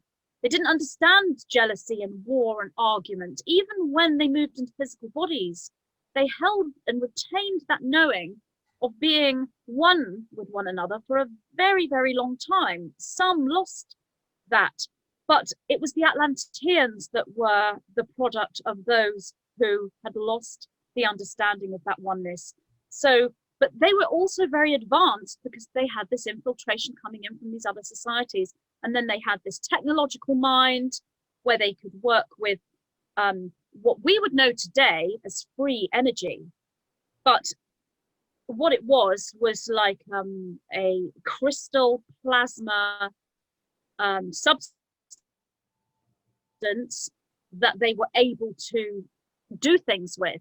And it was a combination of their own intuition and a kind of a scientific way of working with this plasma crystal substance. And then they evolved, and that's Lemuria and Atlantis. And then the next sort of stage from the Atlanteans, so what they went through is what we're going through now, this bifurcation and having to make a choice. But by the time the Atlanteans got to that point of planetary completion, which was the age before this one, this negative group had already begun to incarnate and begun to polarize. And the negative group had come from the infiltration from some of these groups of group soul entities that had come in and infiltrated the Atlantean beings. So some of these were evolving from the negative codes that they'd had placed within them. And they came to a point where they had to make a choice. And you hear about the fall of Atlantis, and what actually happened there was the choice that had to be made would either be negative or positive as a polarization for that age. The predominant polarization is what then steers the collective timelines and convergences of timelines for the next age. And it was the negative polarity that took hold of the majority consciousness at the end of the Atlantean age, which is why it's called the fall of Atlantis. So since Atlantis, right through this age to where we are now, there's been a negative polarization rule. What's happening now is we are, as a collective, making the other choice. It is the positive polarization that is now the predominant one, which is why the negatives are doing all of this stuff in 2020, because they are not holding on to the structure which they've held on to since Atlantean times. And there's more to the story. It isn't just about DNA changes and infiltration from group soul, group mind, extraterrestrial energies. It's about the consciousness of the space around the planet. So it's, if you were to look at where the planet goes, and it's not just the planet, it's the entire solar system and the timelines. So it's actually multiple quantum universes within this universe that I'm talking about. If you were to look at the journey, it looks like a sine wave like this. And when the planet is down here, the negative has the polarity, because that's what the outside externalized aspect of self is, because you're in a negative time space, if you will. So it's really easy for the negative to do well because the energetics is conducive. And then you go up, and that's ascension, you're going up. And when you get up to the top, which is kind of where we are, well, not quite at the top yet, we're sort of here. When you get to the top, this is the, yeah, we've got a way to go yet, we're still climbing. This is the positive. And so the environment is then conducive for the positive polarization. And then this is when this huge evolution is made in soul growth. And no one knows what that will look like. No soul, no group soul. From a linear perspective, obviously source, there is no linear there. So source is all and everything, and it knows what it looks like. But from a somewhat linear perspective, and even a higher dimensional perspective, no one knows what this growth will look like. You can get an idea, and then you move back down. So this is a natural movement. And what it actually is, it's not this, it's actually this. It's a spiral, because that's the way nature is formed. So you're in this fractal, never-ending, infinite spiral that just goes on and on forever that way and forever that way. And that's what we're in. So there's a lot to the story as to why Lemuria and Atlantis, and to say Lemuria and Atlantis, it's basic. It's basic, and you know, the nine, in my years of speaking to them, I still haven't had enough time in my life to actually get to the bottom of the story in a linear sense, which is why if someone asks me a question that I don't know about, then the nine will come in and show me, or rather my mind will go into that memory space so that I can access that information, which is what I've just done, because nobody's asked me that question before. I'm aware of the Lemurian fall, but I wasn't fully aware of the Atlantean movement and the infiltration and the sort of the environmental, you know, I was aware of it, but I hadn't actually actualized that yet. And that's what you do when you are able to move into memory and knowing and the Akashic records, because all the information is there, and every person will pick it up in a different way as well. That's why you have all these different channels and teachers saying slightly different things, because everything is unique in the way that it is shown to you, in the way that you see it, and the way that you express it in your language. Yeah, I heard just recently that one of the main ingredients we need for our ascension is oxygen, and that they know that. And then hence, you know, the mask mandates that are taking place around the world. Would you be able to affirm that or not? Only in the sense that oxygen is what powers the physical body. So ascension can't take place without the physical body.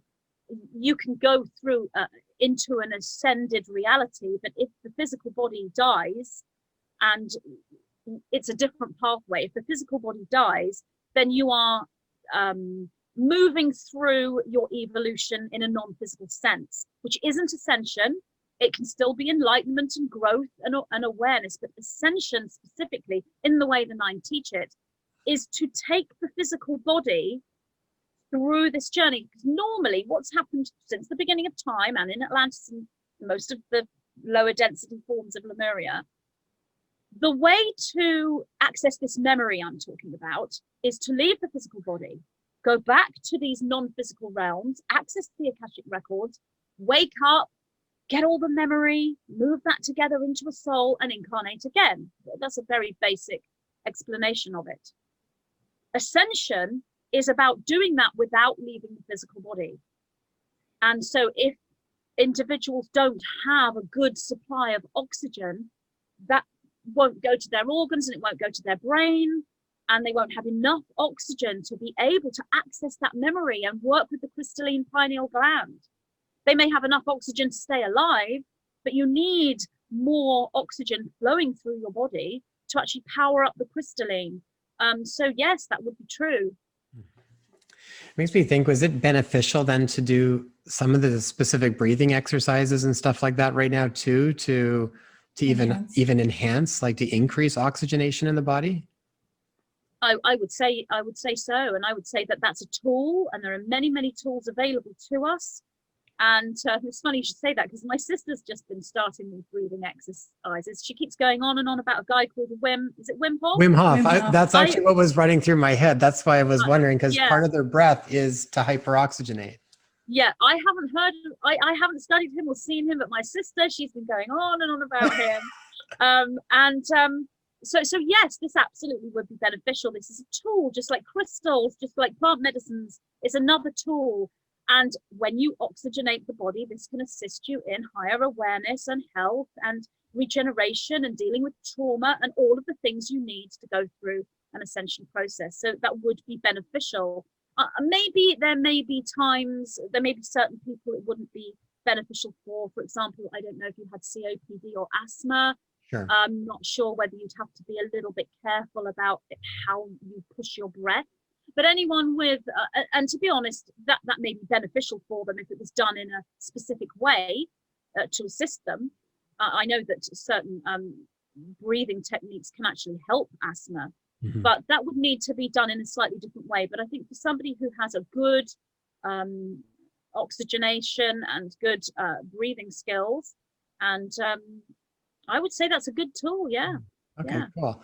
I know we're taking you here for a long time. I have one question, just because this is an area that you do a lot of work with, and I think is really important right now, is the idea of trauma and the concept of trauma. And I think collectively we're seeing lots of trauma surfacing right at the moment. I know this last while, it's like all of our buttons have been pushed in lots of ways. It's almost like trauma's getting surfacing up for all of us to take a good hard look at. How do we work with it? What's sort of some of the best ways for people to start to navigate that right now? Because it is coming up a lot, and it seems like this is a good time to work with it as it's coming up, because there is so much light coming in right now. Yes. So for somebody who has buried trauma that they haven't worked on, that is simply just not moving, not coming up to be healed, that person would need to be with a practitioner. It's not something that they would be able to do on their own. They could, but it could send them into a complete psychosis and a scenario that would be frightening, because they would need support to go through that. Somebody with buried trauma would need a facilitator of some kind to assist them. But somebody who's been working on their own with trauma, and trauma is coming up and they're dealing with it and healing it, then for them, I mean, there are a multitude of tools available. You can work with a practitioner, you can work on your own. You can do body movement like yoga, because that's getting trauma out of the muscles. There are many other exercise types that can, if you're moving your body in a certain way. The big three that the 9 talk about are yoga, Tai Chi, and eurythmy. And to a lesser extent, not a lesser extent, in a different way, especially for the male path, certain martial arts, these can actually create energetic flow, and that releases trauma in and of itself, because some people don't necessarily respond very well to talking therapies. They don't want to talk, they're silent. And so talking is traumatic for them in and of itself. So the movement of the body in certain forms of dance would be a better method for those people. And there are multiple ways that you can work with trauma. The way the 9 have taught me is through visualization and through compartmentalizing the aspect of yourself into different cohesive but separate aspects and communicating with them. I think it's similar to, someone told me it was similar to Gestalt therapy, which I'm not familiar with, but someone told me it was a very similar method. So what you would do is you would actually personify the trauma. You'd need to find out what it is first and have some understanding of it. Now, you could work with the trauma even if you don't know what it is, but again, you probably need a facilitator for that, because when the trauma decides to show itself to you and you're not aware of it, you need a facilitator. But if you are aware of what the trauma is and you are spiritually aware and you've been doing some work already, then you can do this work absolutely on your own. So you would personify the trauma and communicate with it. Give it a form, whichever comes to you. It could be a cute little animal. It could look like a teddy bear. It could just be a color, a form of light. And you can communicate with it and say, why are you here? How long have you been here? Will you remain with me for much longer? Is there anything I need to do to assist you to move on? I accept you, I love you. I mean, you need to love your trauma, and then the trauma will begin to break down because it has a consciousness in and of itself. And if you will, that is what is called a negative entity. A negative entity attachment or an implant is simply a manifestation of trauma. And many people don't understand that. They think that negative entities are something that comes from somewhere else and attaches to you, and you're an innocent bystander, and somebody, some evil person, gave you a negative entity. It can't attach itself to you if it doesn't have a match within you. The match within you is trauma. But when you go deeper into that way of thinking, the negative entity is simply the manifestation of the trauma, which is why personifying the trauma is a good way of working. What the 9 did say is make the trauma small and make the angelic higher guidance aspect large, so that you are not overpowered by the trauma, but you are totally guided and protected, if you will, by the larger. So this is the 5th dimensional landscape of trauma work, which is personifying and characterizing the trauma itself and all the aspects, because trauma may not just be one thing. You might have to have 12 little traumas or 100 little traumas that are all different and talk to them all. So it's a lot of work, and you can write it out. And you can record what you are doing. Some people can do this in one dream. They can wake up from one dream and have worked on a huge trauma. Spiritual healing works in the same way. So someone else is healing you, and they're drawing that trauma out through energetic means. So all you will feel is a surge of emotion as that trauma is coming out. And the emotion that was there in you as the trauma went in is very, very often, but not always, the same emotion when the trauma comes out. The spiritual healing is another way of doing this, but you may not necessarily analyze what's happened. For a crystal individual, spiritual healing is perfect because they're not analytical individuals. For an indigo individual, then working with the personification and communicating with the trauma is a better method because they are analytical. So that's the 5th dimensional landscape. And then the next step up is the 6th dimensional landscape, which takes away the form. The personification is no longer a form, it's geometric. And this is what's in my first book, Masters of the Matrix. And this is seeing your energy field as a matrix, as a geometric structure that works like a computer. And your emotion that you hold feeds a code into that computer, and that computer then generates a match into your reality.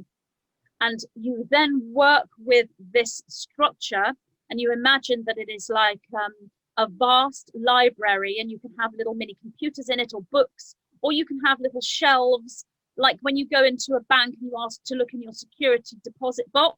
You can have all these little security deposit boxes, and you've got the keys, and you find the trauma, and you zoom in on it, and you open the security deposit box.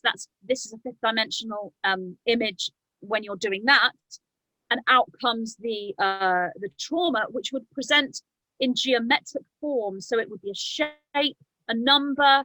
It's a presentation of a frequency or a sound. And the teaching for that is in Masters of the Matrix, and it's about allowing your emotion to match the geometric structure and the trauma. So any emotion that would come up for you while you're working with this structure that is what you would perceive as negative, you would then work through that negative emotion and ask yourself questions and work with this field, allow this computer to sort of show you things. So it's a merge of fifth and sixth dimensional energy, really, rather than just fifth. So fifth is form, sixth dimension is more geometry. And then you would analyze this emotion. You would then move into gratitude for it. It's a very similar journey as personifying the trauma. It's just using geometry as the focus rather than a being, if you will. And then you would give gratitude for the trauma, and then you would work on transmuting it. So this is just one form of teaching that the Nine gave me specifically. And really, that wasn't just trauma per se, but hijacking, programs, contracts that you have made in other lifetimes, contracts people have made for you, the reincarnational hijacking that's taken place, freeing yourself from that, freeing yourself from anything that has caused you not necessarily trauma, but has caused you something that's less than harmonious. And you can work through all of these things. There is another method as well, and that is to do what the Nine call timeline jumping. Now, you would have to have a good understanding of the journey that you went through in your lifetime, because many traumas have come in with you. Some have been hijacked and planted there, if you will, but that's the same thing as you holding it, but it's a different way of perceiving it. But if you're doing timeline jumping for this lifetime, then you would look at all the times in your life when you feel that you've been traumatized and then go back. So if you remember as a 9-year-old girl crying because you fell out with your friend at school and she did something wrong, but you got the blame for it and you ended up getting detention and it's traumatized you, you go back to that place as you, and you heal and comfort that 9-year-old self, and you put your arms around her and tell her, I'm here and I'm helping you. And that is very useful if you want to move into higher communication and channeling, because when you work with your past self, your future self will then come and work with you, because you create this loop. So that's another way of working with trauma. So there are absolutely a multitude of ways, and there are so many healers that have incarnated with templates for trauma healing. And they've been born with the template, the knowledge from other lifetimes, the downloaded templates from the Akashic records. And their destiny is to come in and create a template for trauma healing. And these individuals will be healers, and they'll either be working one-to-one with their own methods, or they will have written a book or created some kind of video series or other teaching tool. And then there are hundreds and hundreds of other healers that have incarnated to follow that template. So you've got the healer that creates the template, and then you've got all these people. I mean, the whole journey, the way it's set up is unbelievable, because it's an organic structure of evolution, and it happens organically. What this negative group have done is copied it. That's how they work. They don't have, it's not the organic structure. The organic structure is naturally a positive polarization. It's a unification. Therefore, the positive mirrors the organic structure. What the negative have to do is copy it, which is why they've got all these people working in all these different fields, media and politics and medicine, and writing their books and creating their templates. And like you say, the science, writing it all, because they're creating a false structure that people will think is real. But the real structure happens organically. And you find this real structure today predominantly in the alternative movement, in the spiritual movement, the New Age movement, the alternative movement, alternative medicine. Is it found in the mainstream? Of course it is. And that's the whole beauty of it, because the mainstream individuals that have been following the hijacked negative teaching will come to a point where they wake up and they think, hang on a minute, what I've been teaching for 20 years, this isn't right. And suddenly they turn around and they say, the teaching that I've been teaching for 20 years isn't right. And these people are doing this in 2020, because it's 2020 that has shown them, after all these years of teaching, what's all this about? This isn't what I was taught. This isn't what I've studied for, because the negative groups are quickly trying to deal with everything so fast and keep a lid on all of this evolution. So you now have all these good, service to others, positively polarized individuals in the mainstream media. We haven't seen the media yet, but that's going to happen. We're going to have the good people in the media step forward. That's how that structure is taken down. And in medicine and in all of these other movements, 2020 has awoken those people. So when you look at the plan from an organic perspective, it's amazing. And the negative groups believe that they can trump, which is a ironic surname that he has, they can trump the organic structure. That's because the negative path is about becoming a god. But it isn't about becoming a god like Source. It's becoming a power structure god, a god that controls. And that belief is that they can go above the organic. And they can, to a point, when we're in that sort of sine wave that's down here. But when we're up here, they can't do it because everything is backfiring. And so every single thing they try to do, it flips to the opposite.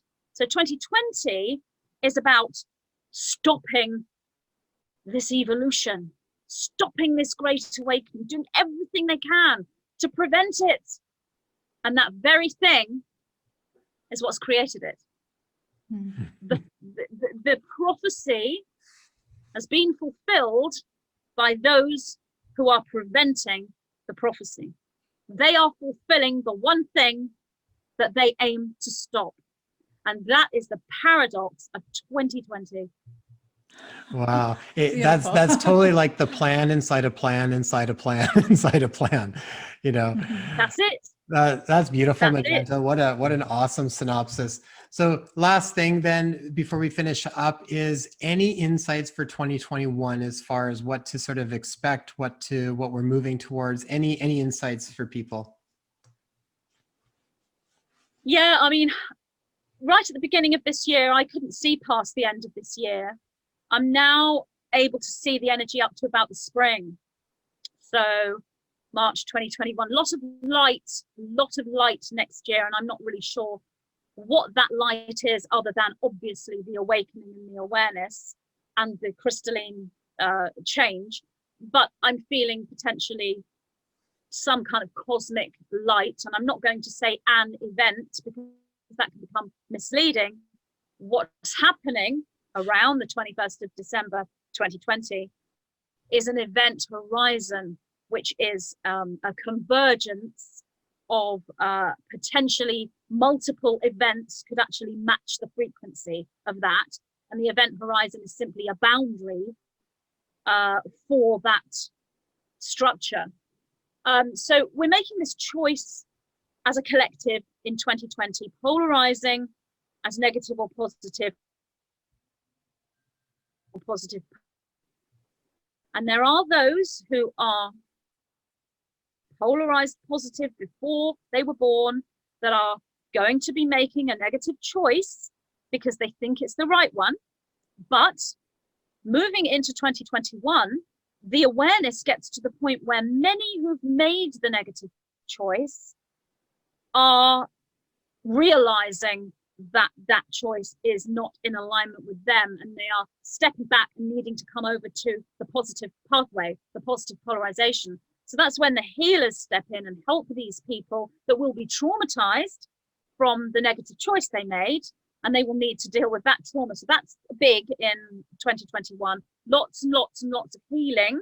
And if you want to sort of give that more of a physical name, you'd be looking at post-traumatic stress disorder from individuals who have taken a path and discovered that that path was not the right path for them, if you will, and it's harmed them, and that they were deliberately led there. That will cause a lot of shock. And then there's all of these revelations that are coming up from now right through. So what we've got here is we have at the moment this, if you will, I'm not going to use a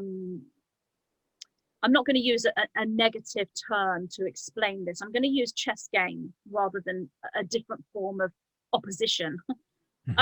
You've got this chess game playing out, which is sort of the positive and negative vying for the predominant presentation. The positive holding that, but the physical reality is playing out.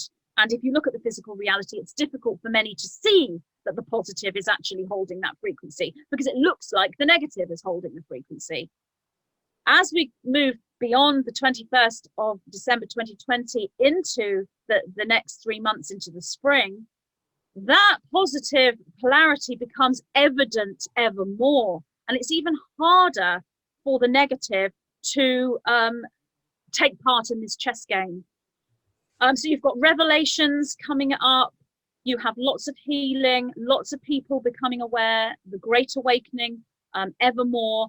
And what we will see, that there are multiple ways this could play out. So it is actually difficult to pinpoint what it is, because the timelines are converged and merged.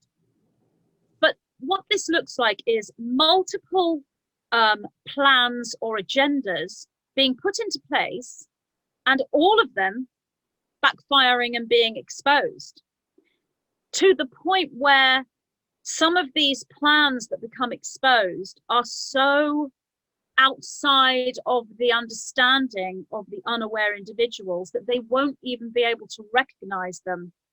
So you have even more polarity in that sense, more bifurcation, because you've got individuals that are recognizing this agenda because they already kind of knew about what this was.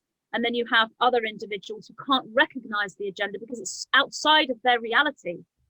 So you have things that become invisible to some people and very visible to others. But I also see the first physical presentations of what is being called New Earth. What I mean by that is this positive polarity. The negative agenda is actually trying to prevent this awakening. And one of the things they are doing is restricting people. So there are multiple restrictions throughout the social system and throughout businesses and places you can go. But because of the awareness and the awakening, there are individuals who exist in that system and have existed very well in that system for many, many years, who become aware, and they don't want to enforce their restrictions upon their clientele. So they find a way to make it look like they're enforcing the restrictions, but they're not. And the interesting thing about the first 3 months of 2021, and as I said, I'm really not able to analyze anything beyond March at this point. The interesting thing is, these things that are becoming invisible to the unaware includes these businesses that are not following restrictions, because what the individuals will see are, oh, that's a business following the restrictions. They won't be able to see that the restrictions aren't being followed, because they won't understand what the businesses are doing and what the people who are going there are doing. They will look and think, why would anyone want to do that? Let's go somewhere else. This is horrible. That's what they will think. But the individuals like us will understand what is happening in these places, and they're all going to be presented in different ways, but it's very kind of In a way, the nine have said old-fashioned, basic, not having the shiny bells and whistles of the negative system. It's like, what do you want to go in there for? You know, why would you even want to go there? So it's going to look very uninviting, but it will be absolutely inviting to us. This is the very first seed points to New Earth, because New Earth is a structure outside of this control system. It is in the positive polarity. When you walk into one of these places, whether it's a business or a house or whatever it is, you are moving outside of the third dimension. You are moving into a 5D structure, even though it's the very beginnings of it, but it becomes tangible from the 21st of December 2020 through to around the spring equinox in March. We start to see New Earth, and we start to learn how to find New Earth and how to be part of New Earth. And so many people are planning this now, and they don't even know about New Earth. They don't know about the bifurcation. They don't know about the choices. All they are doing is following their hearts and trying to survive. Yeah. And they are part of New Earth. So that's huge in the first 3 months of 2021. And this is another place that all this light comes from. But it's the only thing I see beyond March is a very fast moving, almost like a space type of transportation. And I'm not saying that that's literal. I'm not saying I'm seeing spaceships or you know, people making spaceships. I'm seeing a fast moving spaceship as a metaphor to what is happening, and potentially that could be accelerated ascension, Stargate ascension, being shown in the physical world. So what you're going to see is after March, that is, and this depends on what's happening, and also this could be connected to a positive cyber space. This could be connected to a fast moving area of the internet that becomes quantum. I don't really know, because I haven't really analyzed what I'm seeing there, but what that looks like to me is something where you don't have to, you know, like if you press a button and then 2 minutes later you get a reaction. That's how things kind of go in the linear world. What I'm seeing beyond March, you press a button and instantly the thing happens, and it's like we're going quantum. But I'm not sure what these metaphors mean yet, and I know that the 9 will come through with downloads in real time as we go forward. But I mean, for people like us, next year looks really, really good. You know, from now till March is lovely, beautiful energy. The spring equinox in March is amazing. We've got this amazing energy on the solstice, and more of this community within this positive choice. New Earth is the predominant flavor for 2021. Oh, I love it. It gets goosebumps. It just feels so exciting. It really is exciting, and it's so wonderful to be able to connect to people like yourself and this community that we're even connecting with through this entire series. Is just, it's so fulfilling right now. It's just wonderful. It really is. Yeah. It really is. And and that's not to negate the suffering that people are going through, because I think it can be difficult to see people in a podcast or an interview smiling and laughing about the wonderful excitement and beautiful euphoria, and think, what are these people on, you know, when the world is falling apart? It's not to negate the suffering. We're aware of the suffering, and we are doing everything we can to guide people into making this positive choice, to help them. But one thing people must remember, and I'm seeing a lot of this, trying to prevent people from making that negative choice. And I understand how much you want to do that, because you know the choice they're making is a huge pitfall. But this is a free will reality, and they have to have the free will to make that negative choice. They have to have the free will to not know the truth. The truth is being exposed, but they have the right to not know it. Yes, they're hijacked, and it's not their fault. And we want to save them from the hijacking. We want to save them from the negative group. But they are their own entity. And one of the things that the way showers and light workers have to learn, and as we go into the next year, is to take a step back and let go. And that's going to be difficult for the light workers, because what that will feel like is we're going into one dimension and we're allowing our loved ones to go into another, and we are becoming something, and we're allowing our loved ones to become something else, and that something else is completely opposing to what we are. And our loved ones, this could actually be our best friends and even our family. Mm-hmm.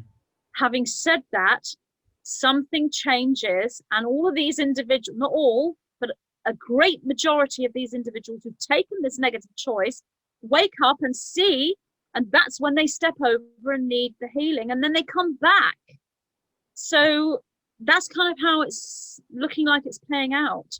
And when you see these individuals making these negative choices, what it looks like is that the negative have control, because you're seeing all these people following the negative path, and we are seeing evidence of that now. But energetically, this isn't the case. Energetically, as the negative are desperately trying to hold on to their frequency, because it's the positive that has control. That's why the negative are doing what they're doing. And there comes a point, because the positive structure is an infinite structure, the negative structure is a finite structure, and it's coming to an end. And they're trying to extend it, and they're extending it by using energy and frequency from other souls to power their structure, to act as generators or batteries for their structure, to keep a finite structure going. And it does work for a while. It does work for a while.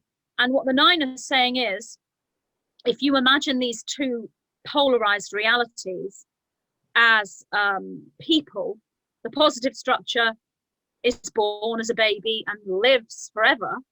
It's immortal. The negative structure lives to adolescence. So it does go beyond childhood. It isn't going to collapse immediately. It lives to adolescence, but it never reaches adulthood. It's a finite structure, and it does fall apart. And one other thing that the nine told me is, when you hear it, this is specific to the UK, but it's something that the whole world can note. I'm not sure why the UK has become significant in these symbols, because I've been told for many, many years that it's the US, and it is the US. Everything is playing out in America. That is the central point. But here in the UK, we've had, I'll speak in code, going back to the houses the first time, where everything's closed and you have to quarantine, if you will. And then we've had going back to the houses and quarantining number 2. That's what we've had, and we're now sort of in partial aspects of the number two quarantine. Yeah. But what's coming after Christmas, after the winter solstice, and potentially in January, and this isn't a 100% definite, but it's a high probability that in the UK there will be a going back to the houses quarantine number 3. Okay, when you hear the term third down of the lock variety, because I don't want your post to be flagged, when you hear those words in the UK, that will coincide with what's happening in the US, which is very different. And what's happening in the US is more of a political play out. These will coincide, and that is when everything begins to fall apart like a domino effect. And this looks to be around March. I mean, this isn't definite, but energetically, it's looking around March. But the seeds to this are starting now. Big spike on the solstice and through into the new year. But because in the new year, there's another going back to the houses, people are thinking, oh no, the negative have got control. And then all this stuff in America, it's like, no way. You know, the negative have got control. They've got control in America. They've got control in the UK. This is what it will look like. But come March, that's when everything starts to fall apart. But if you hear the term going back to the houses in January in the UK, then that's the start of everything falling apart. So it looks as though January will be when it starts to fall apart, and March is when you really see the evidence of that, which is why New Earth is flourishing. But because this negative group has taken thousands and thousands and thousands of years to set itself up, It can't be dismantled in 2 weeks. It's going to take time. And if you are aware, you will enjoy the journey of this whole shift, because you will be able to experience New Earth now, and the unity that the positive timeline gives you now. It's the unaware that have to wait to experience this. That's why they can't see it, because they don't have the frequency to attract it to them. So it could be a while before they are experiencing what we can experience now, which is, again, part of this bifurcation. You've got one bunch of people who are happy and smiling, free from fear, enjoying their life, waiting for this big event and getting out the popcorn, and this other group that are just feel that life has fallen apart and something has happened that they never dreamed ever would. So this is the bifurcation that we're in right now, leading up to the winter solstice and the evidence of that afterwards. Nice. So that's kind of what I glean for next year. Yeah, I think it totally reminds us that we were talking just the other day about the analogy of the seed, and it's like if you're just focusing on the seed that's being planted and it starts to crumble and crack and break apart, and it looks like the entire world is completely falling apart, and then out springs this beautiful new life from it. And I think if we can kind of keep our focus on the new life that's coming out of the seed that's crumbling, there's purpose to all of it. So hang in there, everybody. That's amazing. Actually, that is such a good metaphor. Yeah, it helps us kind of paint a nice picture of where we're moving towards. So Magenta, you are wonderful. You're brilliant. We love you so much. And thank you. where can we send people to learn more about your work? Because I really encourage people to listen to your channel. Yours was one of the ones that brought so much insight to us when this was all first going out. And like we had said to some of the other people that we had talked to, when all of this went down and we're both sitting there thinking like, what the hell is going on? Like nothing felt right. And then all of a sudden you start to kind of find different people talking about things. You're like, okay, it felt like collecting our family back, And I think it's so important at this time for people to find community like that so that they feel what resonates with them and go with that, listen to it. So where can people find more about you? Quite a few places now, actually. So my website is www.magentapixie.com, and I'm also on YouTube, Magenta Pixie. Just type in Magenta Pixie, you'll find me on YouTube. But I've just started a page on Telegram, so you can follow me on there. All my updates go on there. I'm also on MeWe as well, which is a nice platform. But I'm still on Bookface. I call it Bookface so that I'm not getting flagged. Everyone says you don't have to code that word, and no, I like calling it Bookface. So I'm still on Bookface. I did have one of my Bookface. I've got more than one Bookface, and I had one taken down, and that had a page linked to it. I had 42,000 followers on there, and they all just went. And it was a shame because I asked questions on there, and that's where I got all my questions for lessons from a living Lemuria.